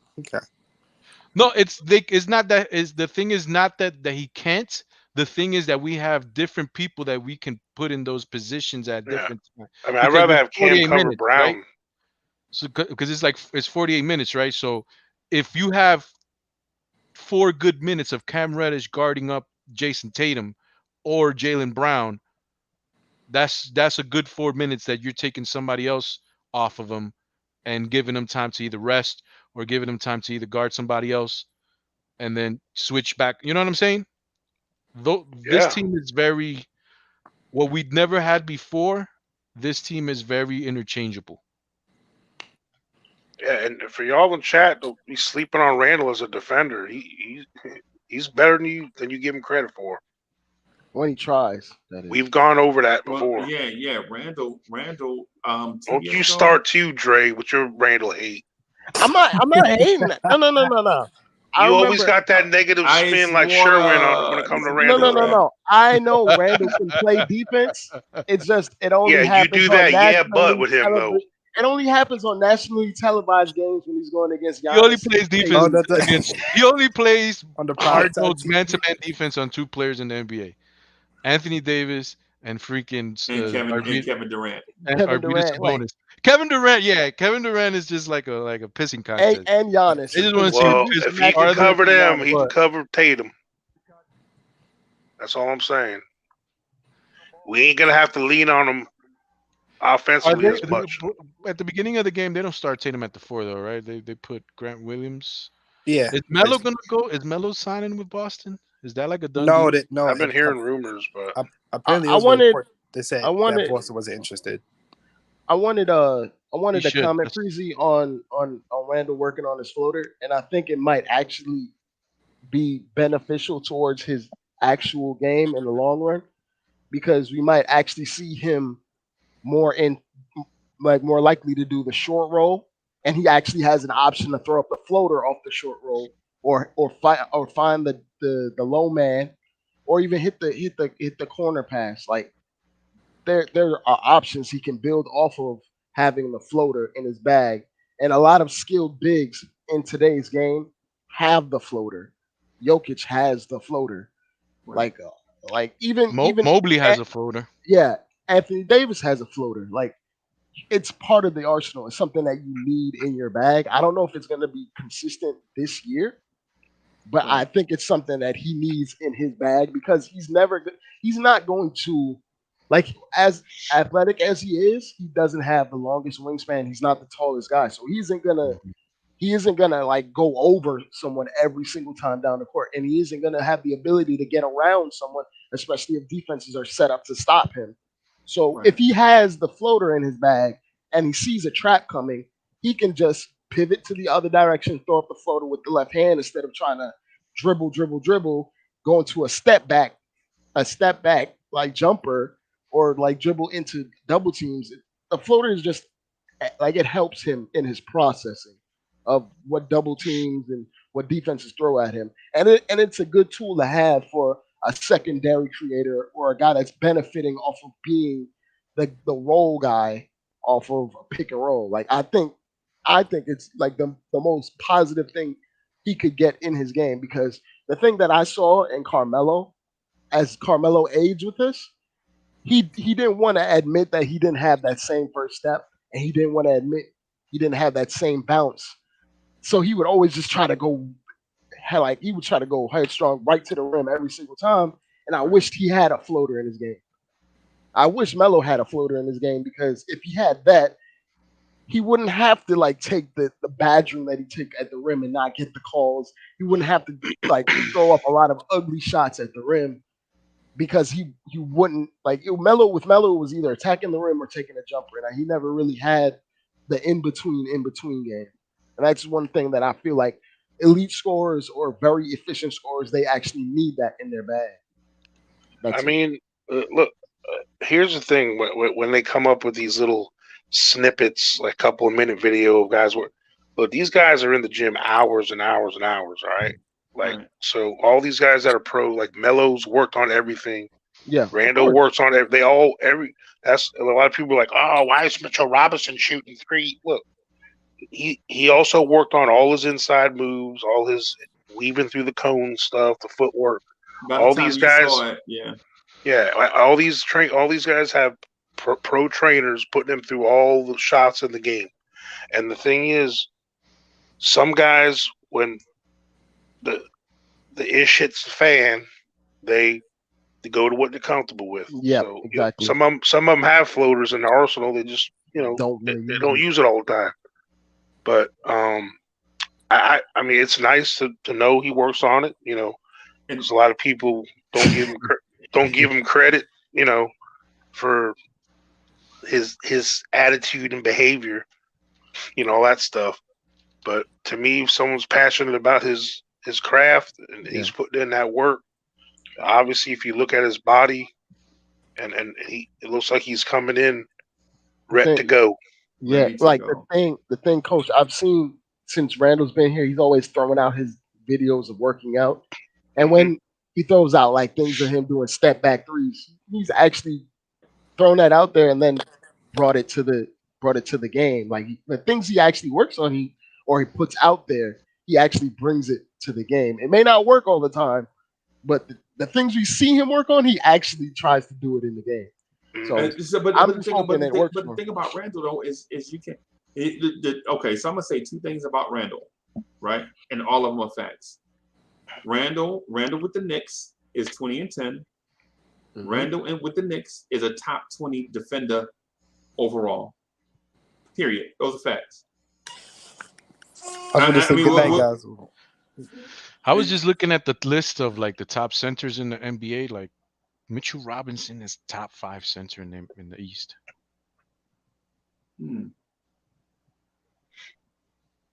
Well, you said there was a list. I'm just because he said just looking at the rosters. When you were talking about Mitchell Robinson, I was like, how many centers are really better than Mitchell Robinson? And I just looked at the centers. Just look at the teams. And I said, Joel Embiid, right? Okay.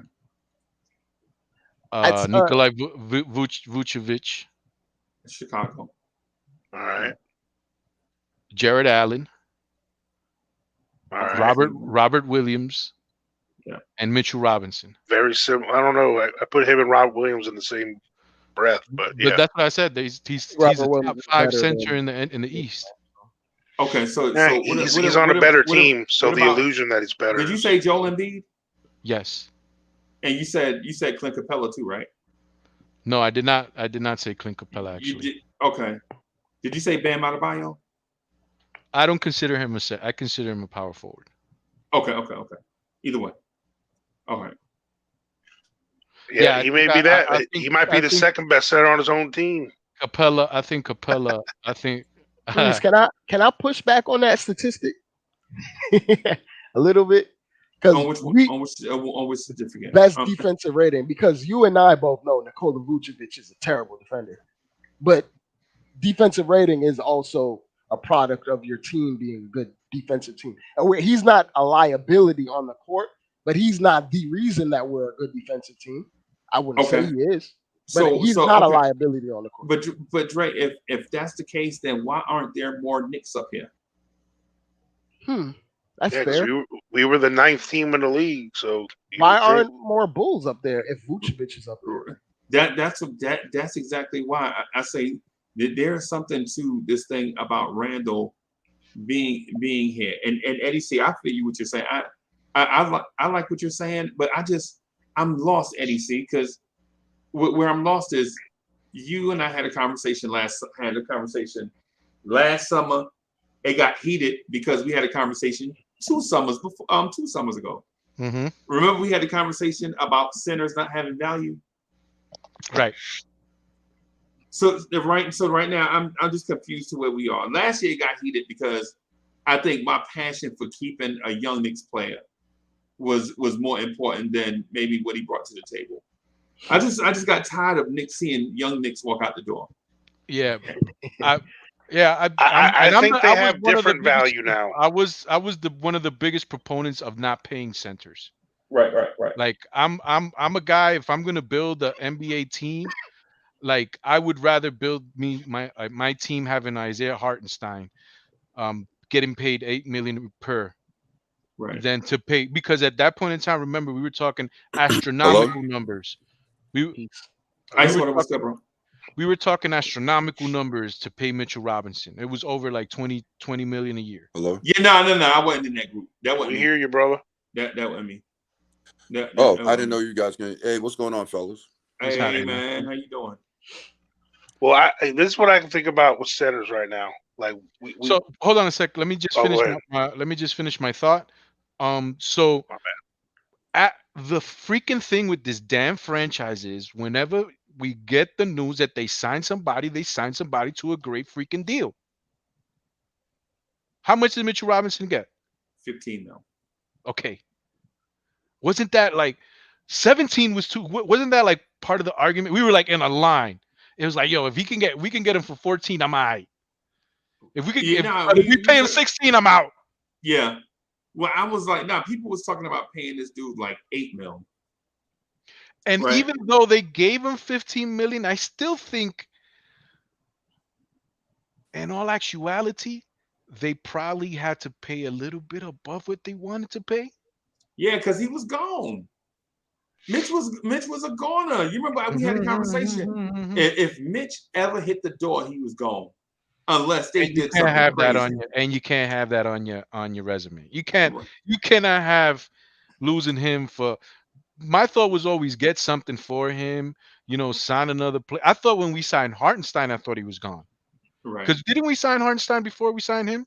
I don't know. I believe we did, but we already knew that Mitch was coming back because there was no news of Mitch going elsewhere. Okay. But I think we did sign Hartenstein first. Yeah, because if you remember the first deal that we sent to the Jazz for who, Mitchell was part of that deal after we signed Hartenstein. So they definitely value Hartenstein. So I thought that actually we were gonna go that route. I thought we were gonna go Isaiah Hartenstein and let Mitch walk. Yo, I honestly thought that they were gonna let Mitch walk, and they were gonna try to play some combination of Jericho Sims and whoever they got out of the draft. Isaiah Hartenstein, Jericho Sims. We still had no. I'm talking about prior to the draft. I'm talking about prior to Hartenstein. I thought they were going to go. Okay, yeah. So we still had what's his name? Noel and all of them. Yeah. We still had Nerlens. Oh yeah. Yeah. Before the draft, I thought they were going to draft a big, maybe Mark Williams out of Duke, right? And then have him and that's what I was thinking. That was my mind. I had them drafting Mark Williams. Right. That's what I thought they were looking at doing. I never thought that this guy was gonna slip to them. I thought what's this guy's name that went to Detroit? I don't know if Tibbs Jalen Hart. Brunson. I don't know if Tibbs Hart could handle another young big he had to develop. Like Tibbs would probably pass out before he'd have to do that again. Yeah, he probably faint. Probably like one of those fart faints, like. He already had enough with Mitch. He already had enough with Sims. I don't think he could do it again, man. Honestly, I don't think he could do it again. I saw a dude do that at a funeral one time. Tyson Chandler still available. That's why they probably didn't sign anybody this year. They probably didn't draft. And you imagine him having to teach Usman Dang to do something. Yeah, we already got like so many dudes on Croak right there in a preseason game, yo. Yeah, man. You still need to consolidate. Tibbs is like, can't we still get Noah to play? Yeah, where's Noah? and you know what? And quiet as kept. Nobody even mentioned the fact that Joakim Noah's dead money came off the Knicks salary cap. Oh yeah. I'm so freaking excited. Jesus. Wait till Bobby Bonnilla's money is gone. Oh my God. Great. Oh, isn't that a lifetime deal? Not 2035, bro. 2035. Get out of town. Yes. He's 1.25 mil every July 1st. More year. He got 13 more years. Hey, I'm sorry, fellas. I'm sorry. I'm just coming in late. About RJ Barrett, what do y'all project his numbers to be this year? I don't know if y'all talked about that. Yeah, that was like an hour ago. Ice, where you been, bro? How you doing? Working, man. Working. Yeah, man. I respect that, bro. Got to keep the lights on. Got to keep the lights on, bro. Got to keep them. You know what we were talking about before you got here? What if RJ Barrett was 45, 37, and 77? If he could slash that. That means RJ Barrett would be like 27 points a game. So that means he improved his free throw shooting by 6 percentage points, right? His 3-point shooting balanced itself out. You know what I'm saying? Because he shot 30 before and he shot 40 before, right? But that 45 is RJ Barrett has to be scorching hot, bro. He's got to make everything moving. You know what I'm saying? Oh, 37. I think he just needs to be relatively consistent at attacking the rim. I would rather RJ Barrett average 18 like 5 and 5 this year and us be a better team than see him go like score 23, 24, 25 points per game and like really like make a jump personally. I would rather see his statistics not have bad game, not have a bad season, but the statistical numbers be lower than what we've had the past 2 years, but the team output be a better product. Just Well, I mean, it is his team now, right? I mean, he is the highest I don't paid know, guy now. like 45 minutes ago, I said Jalen Brunson is the all-star of this team. Yeah. no, Yeah. I would figure after the Donovan Mitchell deal didn't go down and extending Barrett that they're sending a message to him that he's the guy.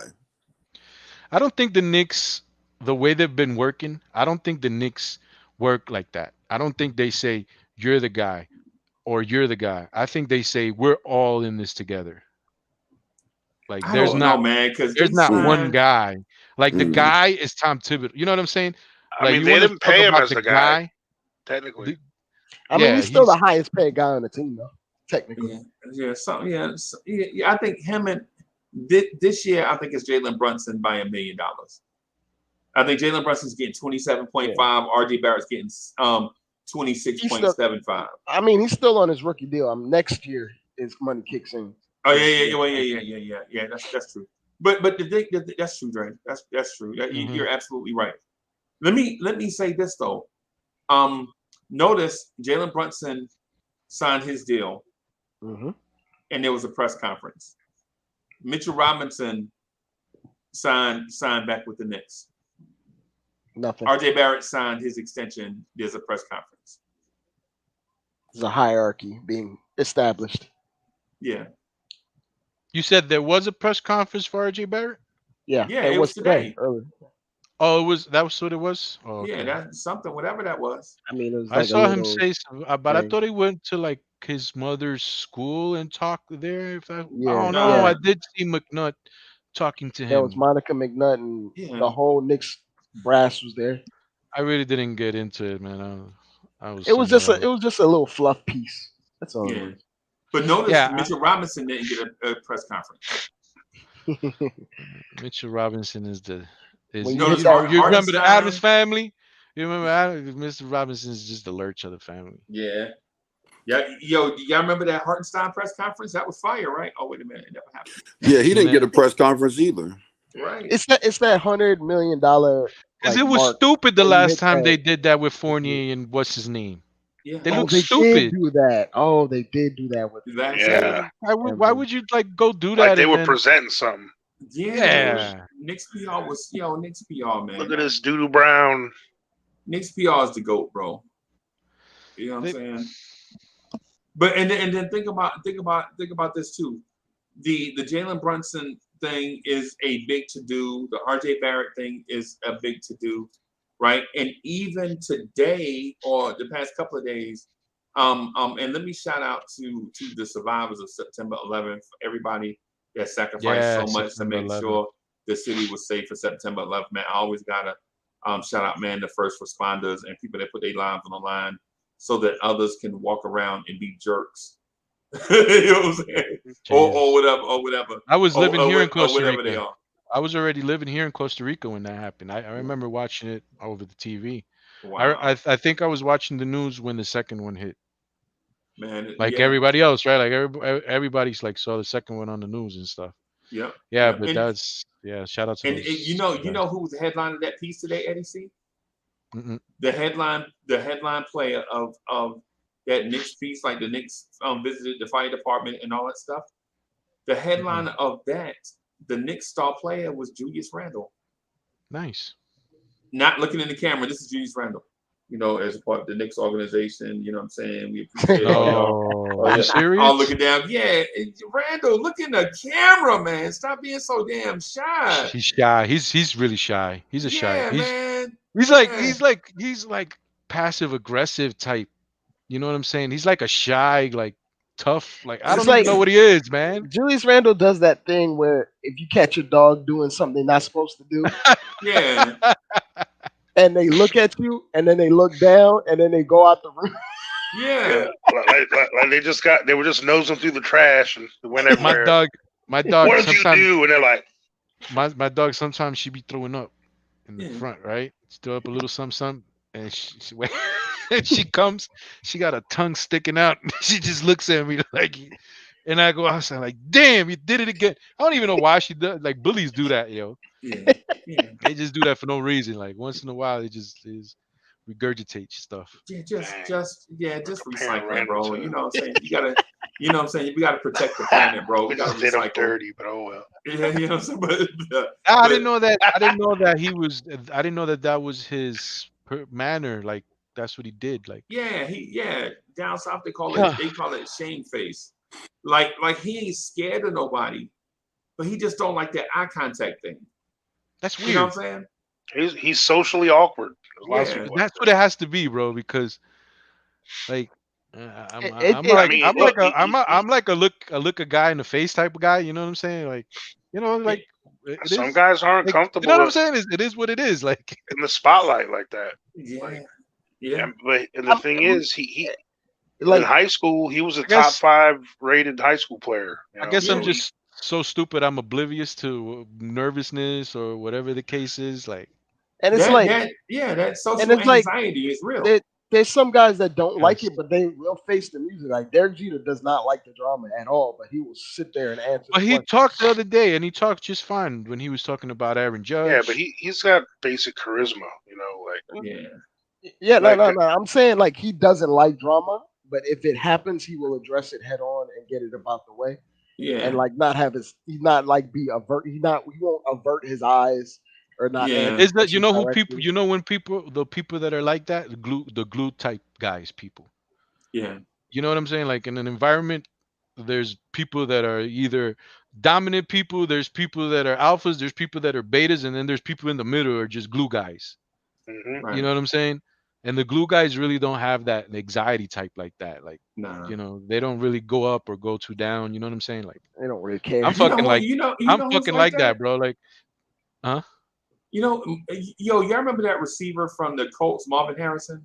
Marvin Harrison. yeah, You remember him? Yeah. His But son like is a dog, Reggie by the way. Wayne would talk your ears off, bro. Reggie Wayne would talk so much. Reggie Wayne would talk enough for him and Harrison, right? But Marvin Harrison, But Harrison Barnes, hear me out. Lord have mercy. Marvin Harrison. Harrison Butker. Didn't he get into trouble? Didn't he get into trouble? Don't do the name thing, bro. Because He shot somebody. I'll be Allegedly. clacking. I'll be cackling here. I have to get off the stream, bro. Allegedly. Yeah, he Allegedly. did I some. mean, He did some gangster ish back in the day. Yeah. look they at say guys like look at like Tim Duncan. Like, do you remember any quotes he's ever had in media? Yeah, Tim. Yeah. He gives, I mean, you there's no, a- he gives you no He had to snippets. like get into like martial arts to like really, I guess, get over that. Yeah. Because now you know, he got into martial arts after he retired.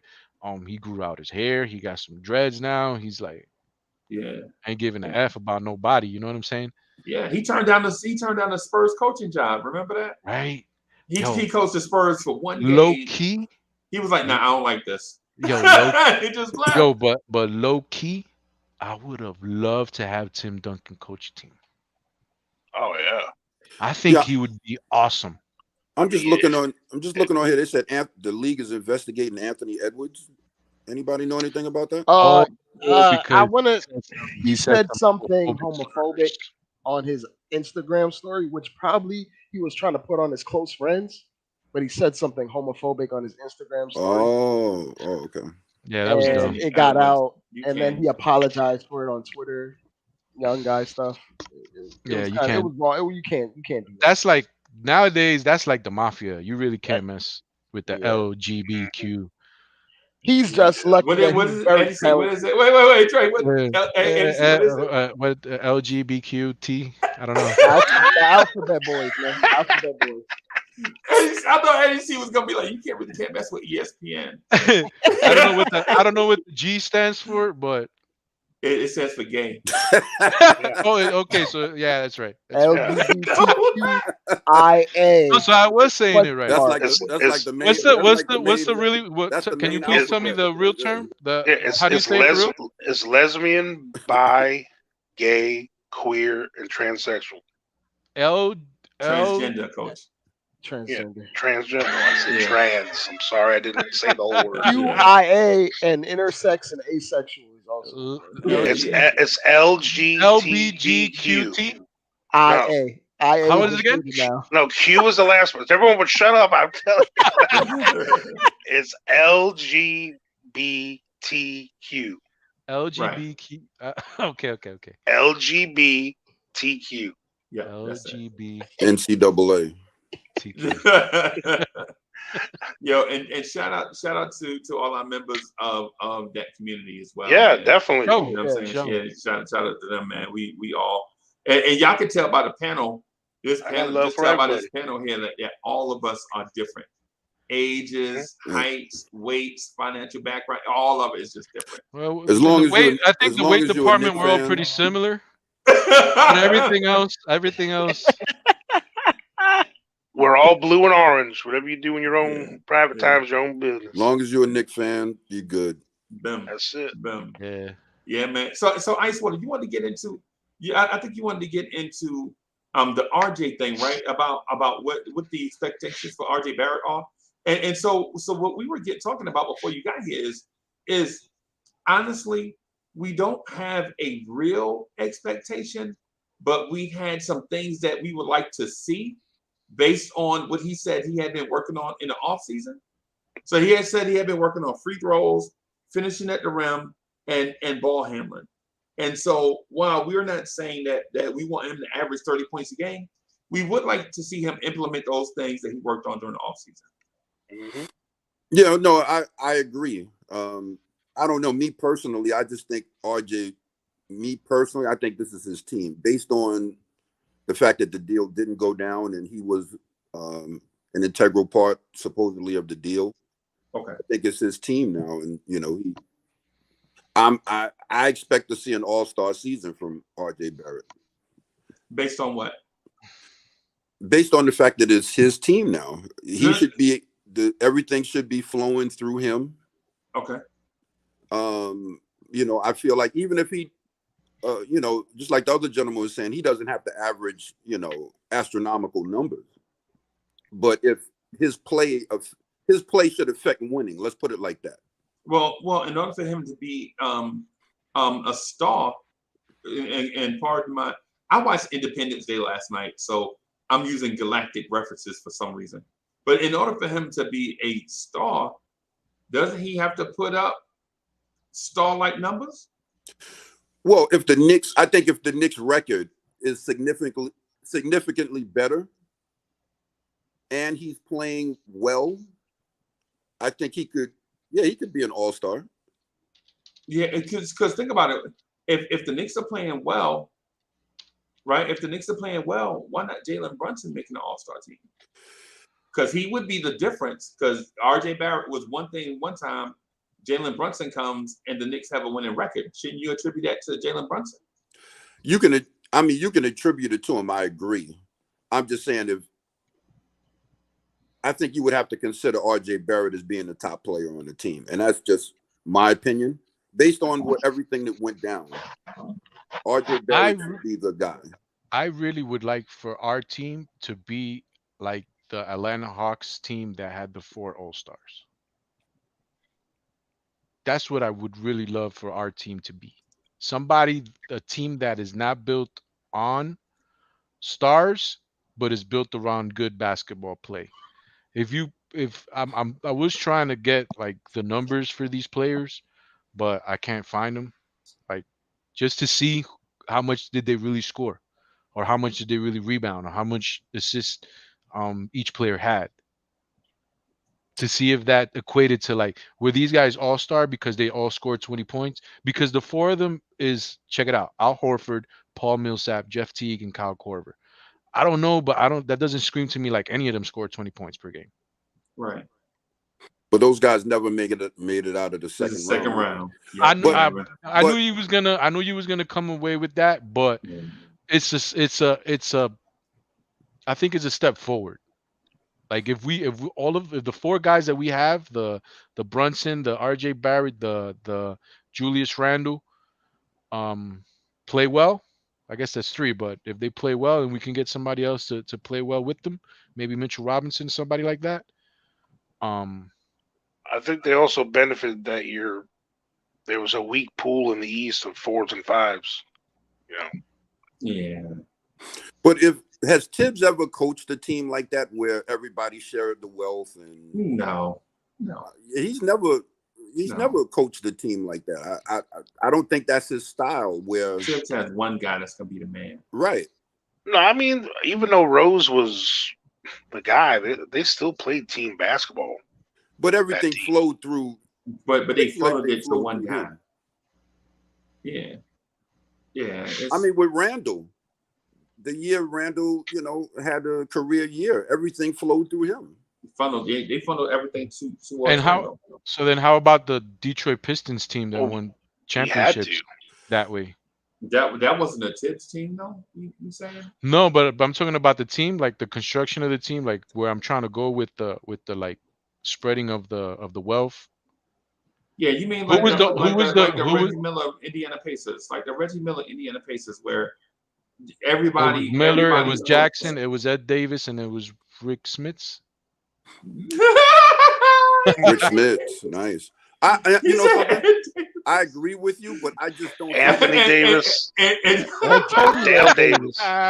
Dale Davis. I don't think we have that type of coach. That coaches that way. Yo, Freezy, love it when I do this, yo. The first time I got him, bro. It was I said Jason Collins. Yeah, come on, bro. Jason Collins, man. Come on, man. And we were talking about Atlanta Hawks, John Collins. Yeah. Like Jason Collins still in the league. Yeah. Yo. What were you saying, Ice Water? You were just saying something. No, I was just saying that I agree with Eddie that, it would be great to play like that, but we don't have a coach that fosters that type of play. I don't think Tibbs is the guy that spread the wealth guy. I agree with you guys. Yeah. So it's the old school guy, play the hot hand type dude, and a lot of nights Derrick Rose had the hot hand, right? I mean, it's just it's philosophy based. D'Antoni liked to do that too, like hurry up and spread the ball around. Because if y'all remember, man, those Phoenix teams, Steve Nash won the MVP and he averaged 16 points a game. It was him. It was Joe Johnson, Sean Marion, Amari Stoudemire, and I think Joe Barbosa. Johnson actually, Joe Johnson came off the bench on that team, if I'm not mistaken. Yeah, he was young. He had Raja Bell. Was a starter. Boris Diaw. Yeah. But like on those teams, like when you have teams like that, who's the guy? Who's the guy that you give the ball to? Or is it that's just why that's what their problem. But wait. But the thing is, if those Phoenix team, who do you give the ball to? Well, Nash is the guy. Nash Bridges. Nash Bridges. But the thing is, I guess that's why they never got anywhere. Well, they were also trying to get through San Antonio. Yeah, San Antonio and Kobe and Shaq. Yeah. You remember Robert Horry hip checked Steve Nash and got Amari Stoudemire thrown out the game. The Phoenix had a 3-2 lead and was basically headed to the finals. And Robert Horry hip checked, and got most of the Phoenix Suns suspended, and the Spurs went on to win the series. Mm-hmm. What up, my boy Nick Gass? It's been a minute since I seen Nick Gass is in the house. Well, yeah. So here's the thing: like, just because Tibbs, quote unquote, hasn't done that before, it's just he can only coach the team he's given. You know what I'm saying? So it just so happened the teams he coached, that was the player makeup. Right. The team makeup, right? Yeah. Well, he constructed. I mean, he constructed the team in Chicago. It wasn't like he just came in and he inherited players. He constructed that team. The same thing at Minnesota. I mean, there was players already there, but he was the general manager and coach. Right. But see, the thing is, when Derrick Rose went down, the Bulls were still a playoff team. Did he have Derrick Rose in Minnesota too? Yes. Wow. Yeah. Didn't Derrick Rose have like a 57-point game there? Yeah. Remember they got him from Cleveland. Remember Cleveland had Dellavedova, Rose, and Darren Williams. Yikes. Which Deron Will? Yeah. Yeah, Deron Williams. Yeah. Holding on for his dear life career. Yeah, they talked him out of he was like driving his kids to school every morning. He had given up on the NBA. He was like, "No, come back and play, man." And so yeah, would have gave that up. I wonder what type of trade they did. Was that like a steal too? Might have been because I remember he scored like something like crazy points one game. Like I was playing 2K and I had like his card where he went crazy. Yeah, man. You talking about Deron where he scored 57? Derrick Rose. Derrick Rose. Yeah, he dropped 50 with Minnesota. It was weird because they had just introduced the new Derrick Rose Adidas. Derrick Rose Adidas still sell like hotcakes to this day, bro. Especially in Asia. Yeah, oh my god. Adidas. Yeah, and so the new Derrick Rose had just come out. Adidas. And yeah, just come out, and this dude in Minnesota, they had just got him. He had been there behind. Remember, they wanted him to start, and he had just accepted the grandfather role of, "Nah, I'll come off the bench." Remember that? He's like, "Nah, I'll come off the bench, man. I'm good." Because Jeff Teague was the starter. Another dude that played for Tibbs, right? Jeff Teague was the starter. And Derrick was like, "Nah, I'll come off the bench." And the dude messed around and scored like 50 points. It's crazy. Nah, man. Yo, I can't front, man. If Derrick Rose comes back and plays this damn year, man. Like, but we need Derrick Rose from like 2 years ago. Like the one that we had when we got that trade. Yeah. That's a major. Like I said, if we just do what's it called when you the minutes, I don't know, I can't think right now. Minutes restriction. Yeah. If we do restriction with him throughout the year, just kind of he doesn't have to. He doesn't really have to play. That's the word term coach was looking for. He couldn't load management. Yeah, load manager. Yeah, you're right. I swear. Because the thing is, I think we've always came into the intention of doing that. Yo, I swear to God, Freezer, yo, we ever meet up one time, dog? We just gonna be. I'm gonna laugh all night, bro. Laugh all damn night. Are you talking about that's what she said? Load management? Get me on that? No, dog. Nah, okay. We just be vibing on our own. Nah, man, it's just I feel you. Just vibing. You be killing me, dog. Like, I think anytime, especially every team he's been on since he's been hurt, I think every team hasn't brought him in wanting him to be the old Derrick Rose again, but it seems like he finds a way to play pretty well and get minutes, or someone gets hurt in front of him, or something happens where they play well in bursts, but you can't play. No, that's well because like even if you're 40 years old, if you're a generational talent, like you're gonna be able to play. Right. Like, that's what generational talent is. Right. You know So for him, like, I think that was our intention for him 2 years ago, but all of a sudden we had to count on him more than we should have, and it caught up to us, You had to get some ankle surgery. So Freezy, yes, sir. Does Quentin Grimes start now? Which, man, you love vending machine sandwiches, don't you? I knew you was going to say that. I knew you were going to call him a ham sandwich. I knew it. No, he went a level below. He just called them a vending machine. It's not even a. Oh my God, he's a. It's not even a bodega ham sandwich no more, yo. It's like the sandwiches you get at the damn hospital. That light skin privilege. Now, I'm joking with you about Grimes. It's fun. It's just for me. It's just fun to just have fun and joke around. You know what I'm saying because when the season starts, people don't even want you to joke. You can't say nothing bad about nobody. You know what I'm saying? But the thing is with Grimes is, I said this about 2 days ago, right? And I understand that everybody don't catch every show, but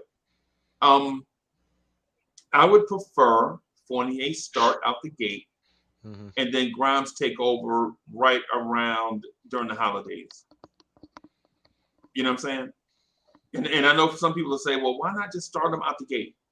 Well, because for one, it's hard being a NBA starter. It's tough being an NBA starter. It's not just one of them things that you just grab it and just like, yo, I'm starting today. Nah, man, you got the team's game plan for you. You know what I'm saying? Your conditioning has to be up. You know what I'm saying? You have to make the right basketball play for 35 minutes, 30 minutes. That's about what you're playing. And anytime you have a lapse, the coach is looking at you like, yo, why did I start you? And if you're a young player, when the coach start doubting you, a lot of times young kids start doubting themselves. You know what I'm saying? So instead of throwing him out there like to the wolves, because you know wolves love vending machine ham sandwiches, right? Instead of throwing him to the wolves, just let him play like ice water, legit. Just let him play 30 minutes. Like Fournier, you the starter, but you only playing 22 minutes. Grimes is playing 30 minutes. So Grimes is basically the starter, but Fournier is the starter entitled. It's you know better. It's better for Thibodeau for Evan Fournier to play out of the starting position than to put Grimes in the starting position and him lose it. Yeah. You understand what I'm saying? Oh, yeah. It's better for the Knicks for Evan Fournier to lose that spot. One more thing. Why can't it be a situational thing? One more thing. With the way Tibbs uses Grimes, it's hard for him to be a point of attack defender for 36 straight minutes every night. Man. Right. That's asking him to be basically Pat Beverly. The way Pat Beverly's job is not easy. It's not easy. The way Tibbs uses Grimes, you said? Yeah. The way Tibbs uses Grimes, he makes him the point of attack. And we're gonna be running that man through screens all game. Yeah. Right. And then asking him to score on the other end.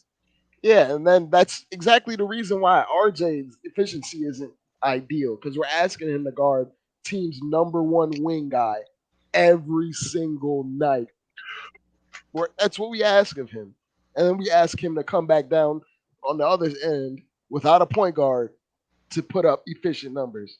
And it's just not feasible. I got a scorching hot take for you too. I think RJ knows something. RJ tipped his hand during the press conference. What did he say? Right. So I was gonna save it for the next morning drive.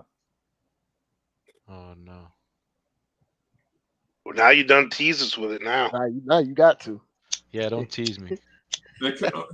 Well. So Monica McNutt said, "Hey, most nights you were taking on the other team's best wing defender." And we go back and watch the Twitter interview, right? Mm-hmm. Coach, go buy a new lighter. Damn, Coach. Sorry. Coach, that old ass lighter. You might as well go to the stove. It's because I got this fan. that lighter. That lighter old as Taj Gibson. No, it's this helicopter fan I got rocking right now. Yeah. That's the same thing Tim What he said, Freezy? What he said? Yeah, man. So McNutt asked RJ about defending, about defending the opposing team's best player every night. And what's his theory on it? RJ said, my theory on it is to outscore the other guy, score more points than them, right? Which led me to believe that if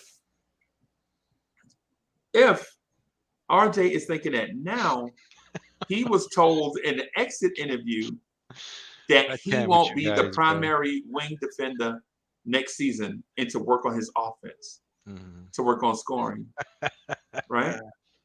So, with that said, I think RJ Barrett knows that either Cam Reddish or Quentin Grimes will be the starter this season. I won't be mad at it. Yeah. I won't. I mean, we held them out of the damn discussions. Right. Like, I won't be mad at it.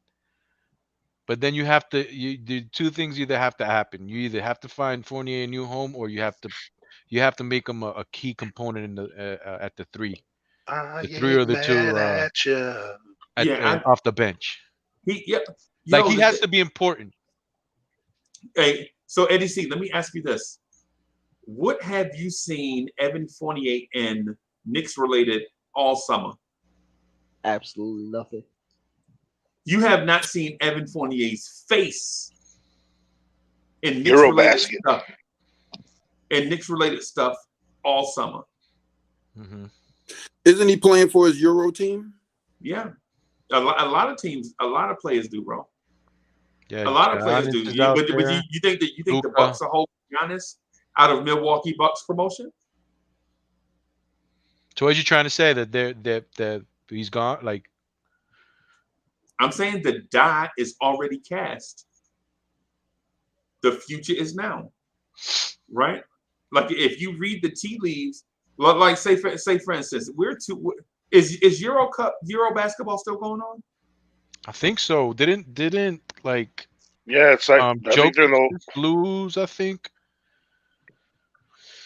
I think I they're really in the haven't. final It's still going. 16. It's still going as of today. Literally Okay. today. Like this morning, it's gonna keep going. Yeah. So basically, what I'm getting at is bro, all teams are gonna have international players. But you think the Denver Nuggets are holding Jokic out of Denver Nuggets promotion? No. Nope. Well, but They're he's gonna not wish really him a that happy good. birthday. He's not really that good to be like promoted. Like Cam But Reddish isn't I mean, they promoted. still NBA starter? they still promote like random guy. Like they'll wish a guy a happy You birthday. just said that Mitchell or Robinson got signed and never even got. You know what I'm saying?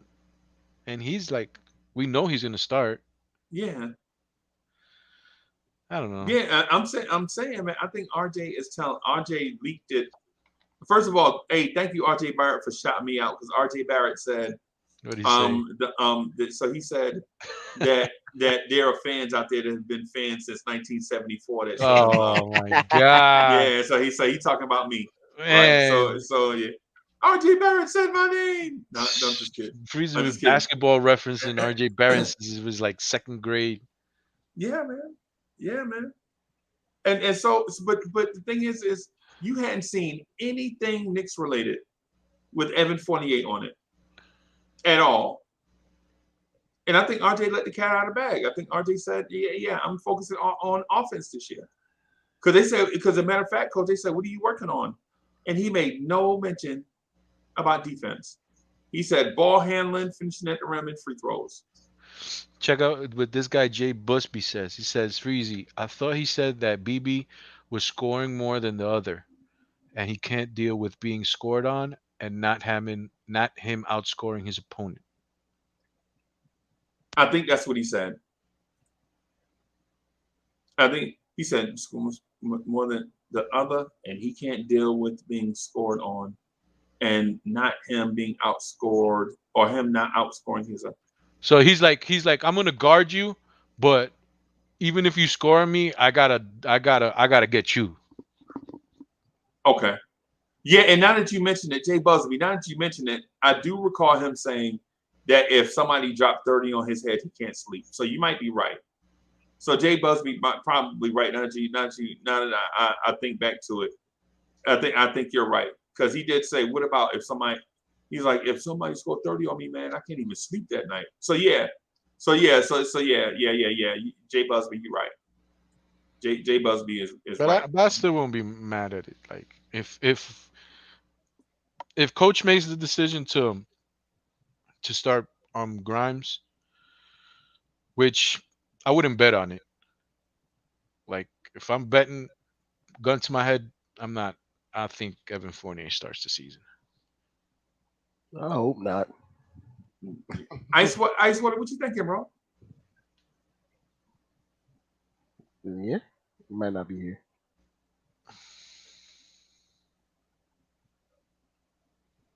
Yeah, he's okay. Fournier, I mean, Look, he's proved he can score in the NBA. Okay, he's obviously a decent 3-point shooter. he could be a Yo, Nick good, Gas, like you're my guy, bro, but you're a horrible stand-up comic, bro. he could be the You my guy. a You're missing my guy. piece. Don't quit your day job. That like a championship team might need. You know what I'm saying? Like another shooter. You know, the Lakers. I thought he would have been. Yeah. I thought he would have been a good piece in Cleveland. I thought he would be a good piece with the Lakers. Like he can play. Like I ain't mad at Fournier. He just be getting burnt on the D. Like and as New Yorkers, that's what we can't freaking stand. You know what I'm saying? Like you don't even have to. You don't even have to be like the best. Like Obi Toppin isn't the best defender, but he gives the effort. You know what I mean? Right. So we're not even mad, when he can't score because we know he can't defend, but at least we know that he gives the effort. You know what I'm saying? Yeah. That's the problem that we have in New York. People, if you don't give the effort on the defense, we ain't really rocking with you like that. Right. And that that's something. And man, State don't rock with Evan at all. No Evan positivity tonight. No, I'm saying, look, I'm not saying, if we got to count on him to be the number 2, number 3 scorer, I mean, your team ain't good enough. Well, we should. At best, I want him to be the third guy off the bench at best. I mean, on a great team, Evan Fournier comes in off the bench and gets you instant buckets. I mean, it depends on the outside. He spreads the floor, Depending on team composition, if you got a bunch of 3 and D wings out there, then and you're struggling to find shooting, maybe he's your man. But that's the problem. Like if we had a lockdown defender at the 1 and at the 3, then it's I don't want to right. And if we have somebody that pass him the damn ball correctly, he'll get him shots. He'll get him shots. We might have that. I mean, think about Brunson, driving to the lane and then kicking it out. I'm thinking more about like a LeBron James, even though he's like generational, but somebody of that ilk. You know what I'm saying? Somebody that could really get him the ball, like slash the basket, kick it out, boom. People that type of play, like John Morant type does those plays like that.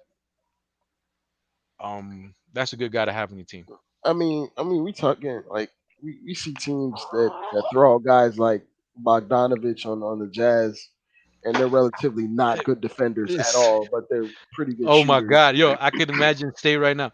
Evan Fournier, hey, you guys are talking about Evan Fournier? Oh, come on, man, Evan Fournier. There's a place for him on a team that's well built with a completely different direction. Yeah, that's what I'm saying. I'm not saying like he's gonna carry a team to the championship. No, but like sometimes them championship teams need that extra shooter. You know what I'm saying? That's all. Yeah. And then freaking Randle was bullying him. You can't play ball like that, man. You can't play ball like that, man. He kept on bullying him. They really didn't get along like that. How do you play with somebody you don't get along with? If there's somebody that I don't get along with, I ain't gonna play good because there's there's that thing. You know what I'm saying? Yeah. You got to get along with your teammates. If you get along with your teammates, everything is gravy. I mean, even besides that, what championship team would play Evan Fournier, OG? Golden State Warriors. Why don't you just come on the panel? I mean, we got to drop the Golden State Warriors would look pretty good in a Golden State Warriors uniform.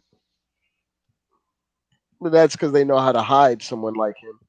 It only uses but that's what we're saying. I'm sorry, if you're a 14, 15 point, he's averaged more than that before. Scorer in the NBA, you're not a bum. I'm sorry. I mean, I'm talking about every year, not just like once in a while you do it.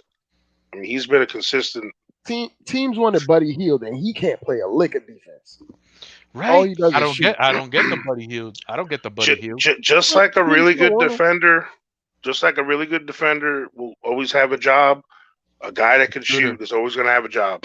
So There's a lot of one-dimensional players still And in the league. analytically, he's great. Not great. He's okay.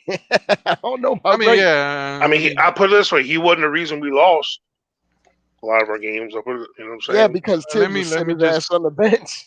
like we minutes can probably Yeah, agree that he had a that's the bad reason. well, I wouldn't say that he had a bad season, but under our expectations, like people would say that he had a bad year, right? Evan Fournier, dude shot Oh man, come on, State. Don't do that. 38.9. Yeah, I mean, Yeah, he but the shot whole team shot bad. 38.9% from three, bro. That's not 14 bad. points per game, 2 rebounds, 2 assists. Played how many minutes per game did he play last year? Those are the stats of a guy that's the 7th or 8th guy off your bench. That's a microwave scorer. Off the bench, the 7th dude off the bench. I'm talking about on a great team, not the Knicks. You mean the second? You mean the second guy off the bench? Yeah. Okay, because the 7th guy. If He's you're the seventh guy, he said the 7th guy, comma. Oh, off the bench. Yeah. Okay. My bad.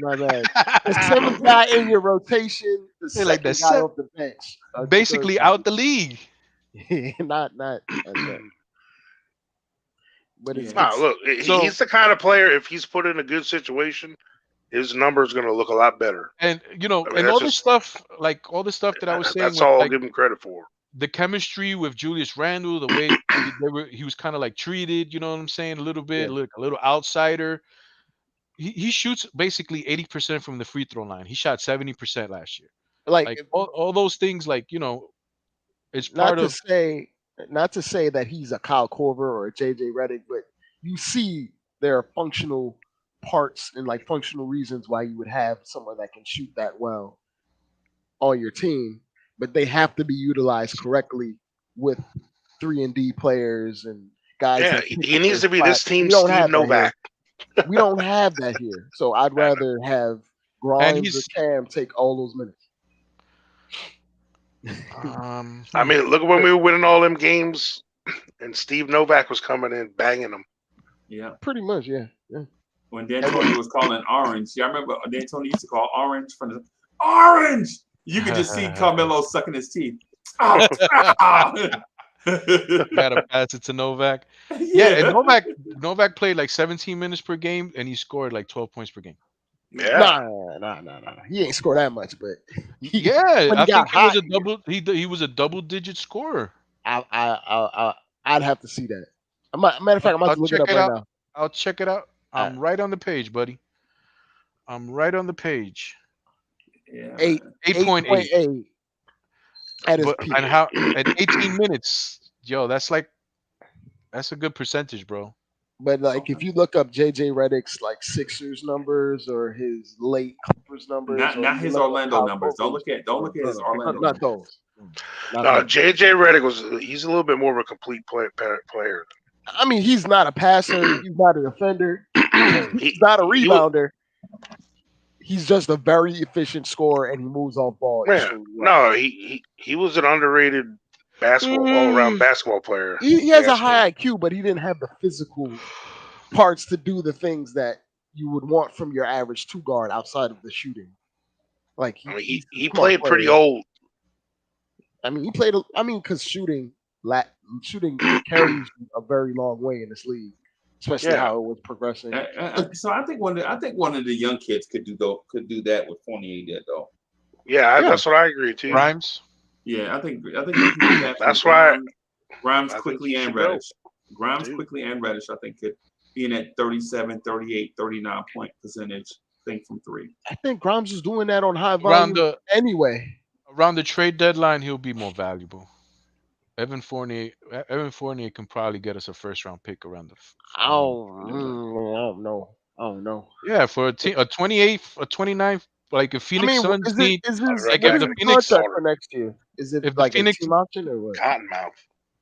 Yeah, he's got a team option on the 4th year, but he still has another year after. Oh yeah, he's got one more year after this year.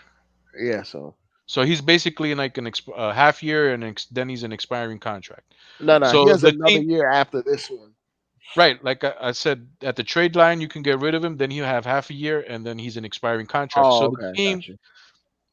a team, let's say the Phoenix Suns, I just threw it out there, needs another shooter. You know, either they want to add another shooter, or something happened on the team where somebody went down and they needed a shooter. You know, the Phoenix Suns are probably going to go to like the second, at least, round of the playoffs. They're going to the Eastern Conference, the Western Conference Finals. So that's like a top 27 pick. They might be amicable to do something like that. And then the Yeah. year they get Fournier, and then that year after he's an expiring contract, and they can use him in a deal and get something back. You know what I'm saying? You mean kind of like how we did Marcus Morris and we got Yeah. IQ with Yeah. that pick? Correct. Yeah. Hey, Marcus y'all, Morris is have having y'all a noticed career year though. the Knicks have had a lot of first round picks, bro. The Knicks have had a lot of first round picks. We got two next year. Yeah. And 2 the year after that. No Loaded drafts, by the way. no doubt about it. Like, we have two next year, no doubt about it. You talking about it couldn't be more. 23, if everything goes our way, we can have 4 in 23.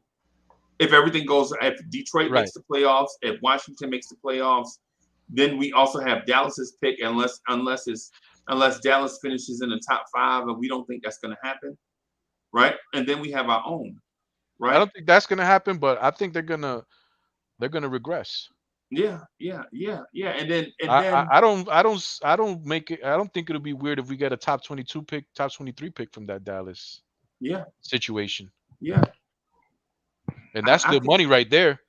That's that kid that went into the draft this year, and then what's the name of that kid that went into the draft and then he went out and then he signed in the G League. He's like a 6'10" small forward. He's in the Ignite now. The G League Ignite. Let me pull up. I'm gonna go to Tankathon right now. Because that's around the area of that type of player. What I'm trying to say. Because I feel like we're gonna get so many picks. Leonard Miller. We're gonna have to like try to piece them up together and move up or something. That's a Leonard Miller. Those drafts are loaded. I'm not setting my sights on getting any of these top 10 guys. Like, I want my Knicks to win, bro. Yes. Yeah. I don't want to be in the lottery. I want them to win. I want to get a 2023. I want to get a Dallas type. What the hell is that? The Mike Tyson ears? No. There's a gum edibles. Look, I thought that was a Mike Tyson edible ears. Yo, it's an orange slice. It's a orange slice. Way off. The sugary one. The gel one. I was so off, Coach. My bad. You know what I'm talking about? That was some trip to the fridge. Coach came out. He was like, I gotta show them these oranges. No, it was. I thought it's like candy. Edible ears, yo. Oh, it's candy. No, it's the. It is kind of like candy. It's like those gels. It's a gummy that's like a little orange. You know how they have the mint ones down on the THC, but it's just candy. No, I ate one of those before the podcast.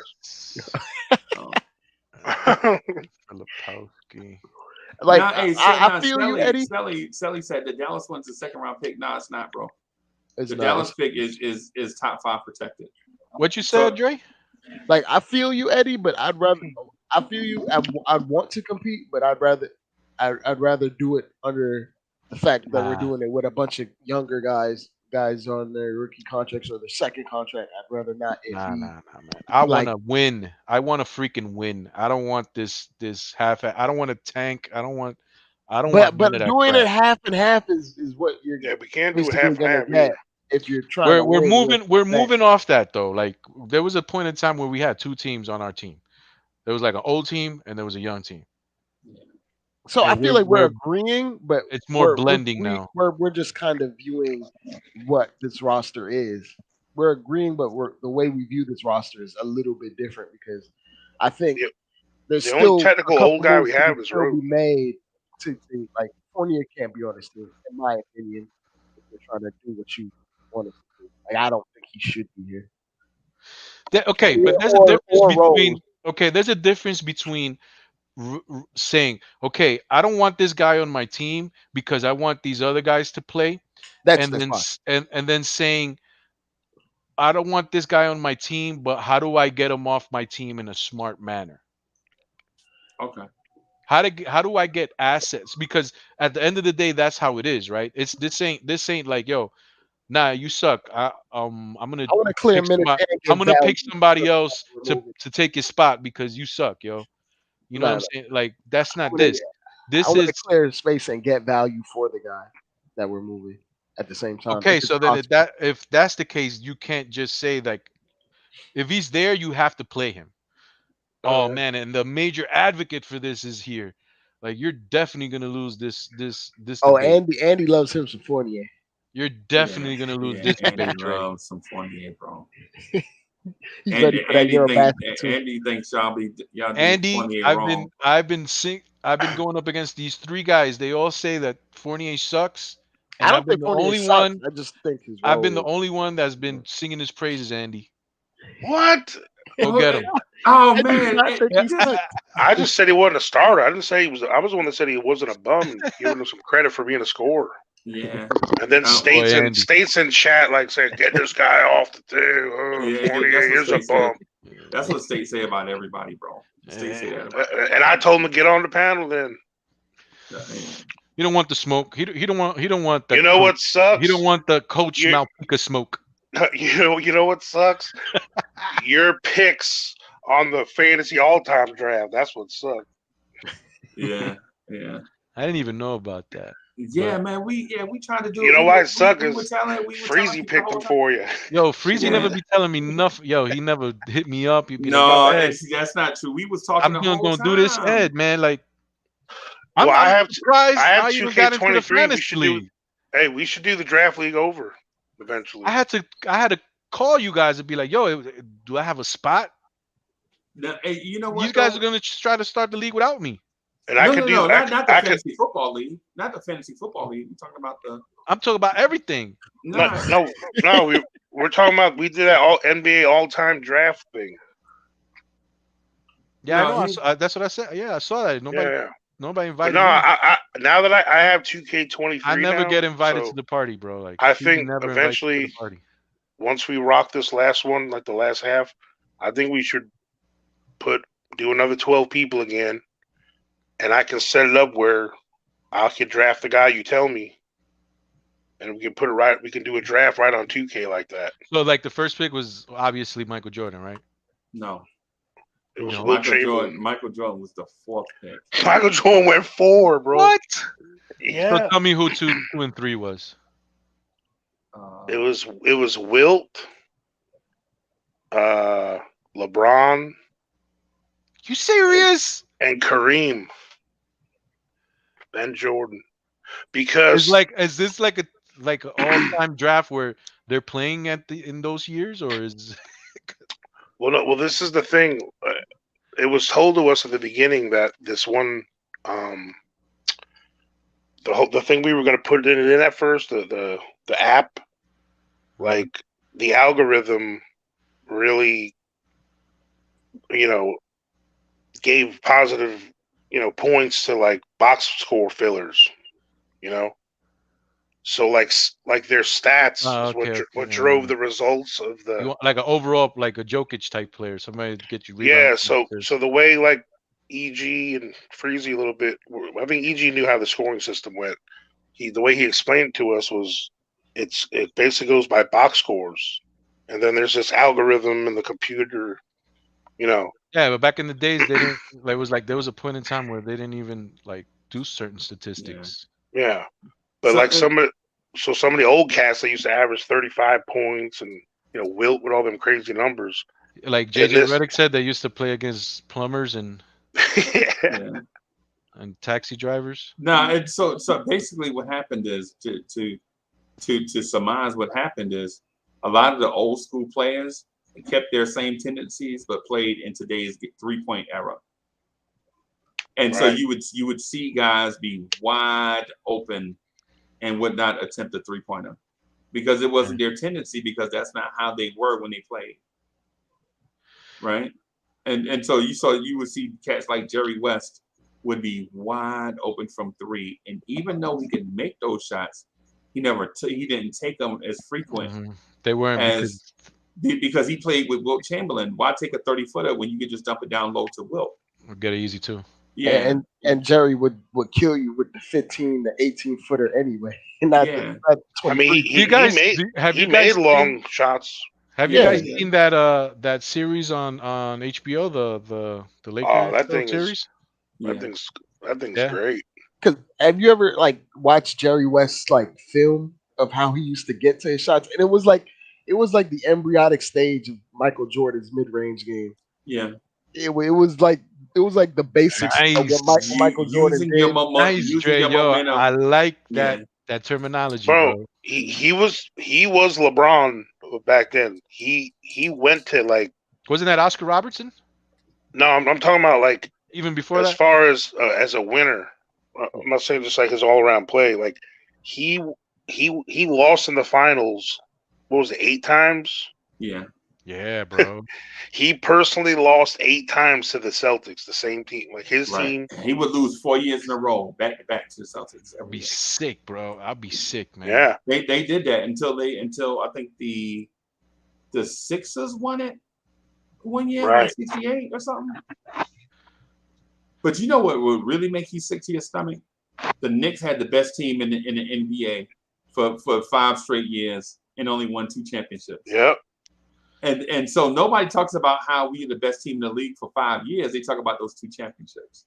Why didn't they win those other years? A number of things. One year the team was too young, and the Celtics was just an old veteran team. They were like that 2004 Pistons team, where everybody they were just crafty and veterans, bro, and knew how to play. Mm-hmm. And so the Knicks lost to them in the Eastern Conference Finals, the Celtics. But the Celtics left that thing, and the Celtics players, to a man, were like, this team right here, this Knicks team is the team of the future. This is the stuff that was like in the newspaper and stuff. Like the Knicks are the team of the future, bro. They gonna win like the next 6 championships. It was probably because Willis couldn't stay healthy. Yeah, and well, they won it in 70, right? And then in 71 there were injuries, right? And then 72, the Lakers had the greatest team ever. Right, the 72 Lakers might have been are comparable to the 72 win, the 73 win Warriors, and the 72 win. Was that the team with the record for most wins in a row? I think. Yeah. So the team, there were some legends on that team. Wow. Right, the 3 teams that won 70 games, the Lakers went 70-12, the Bulls was 72-10, and the Warriors. And they didn't win a chip. That was 73-9. In my opinion, those are like the 3 greatest teams to ever play.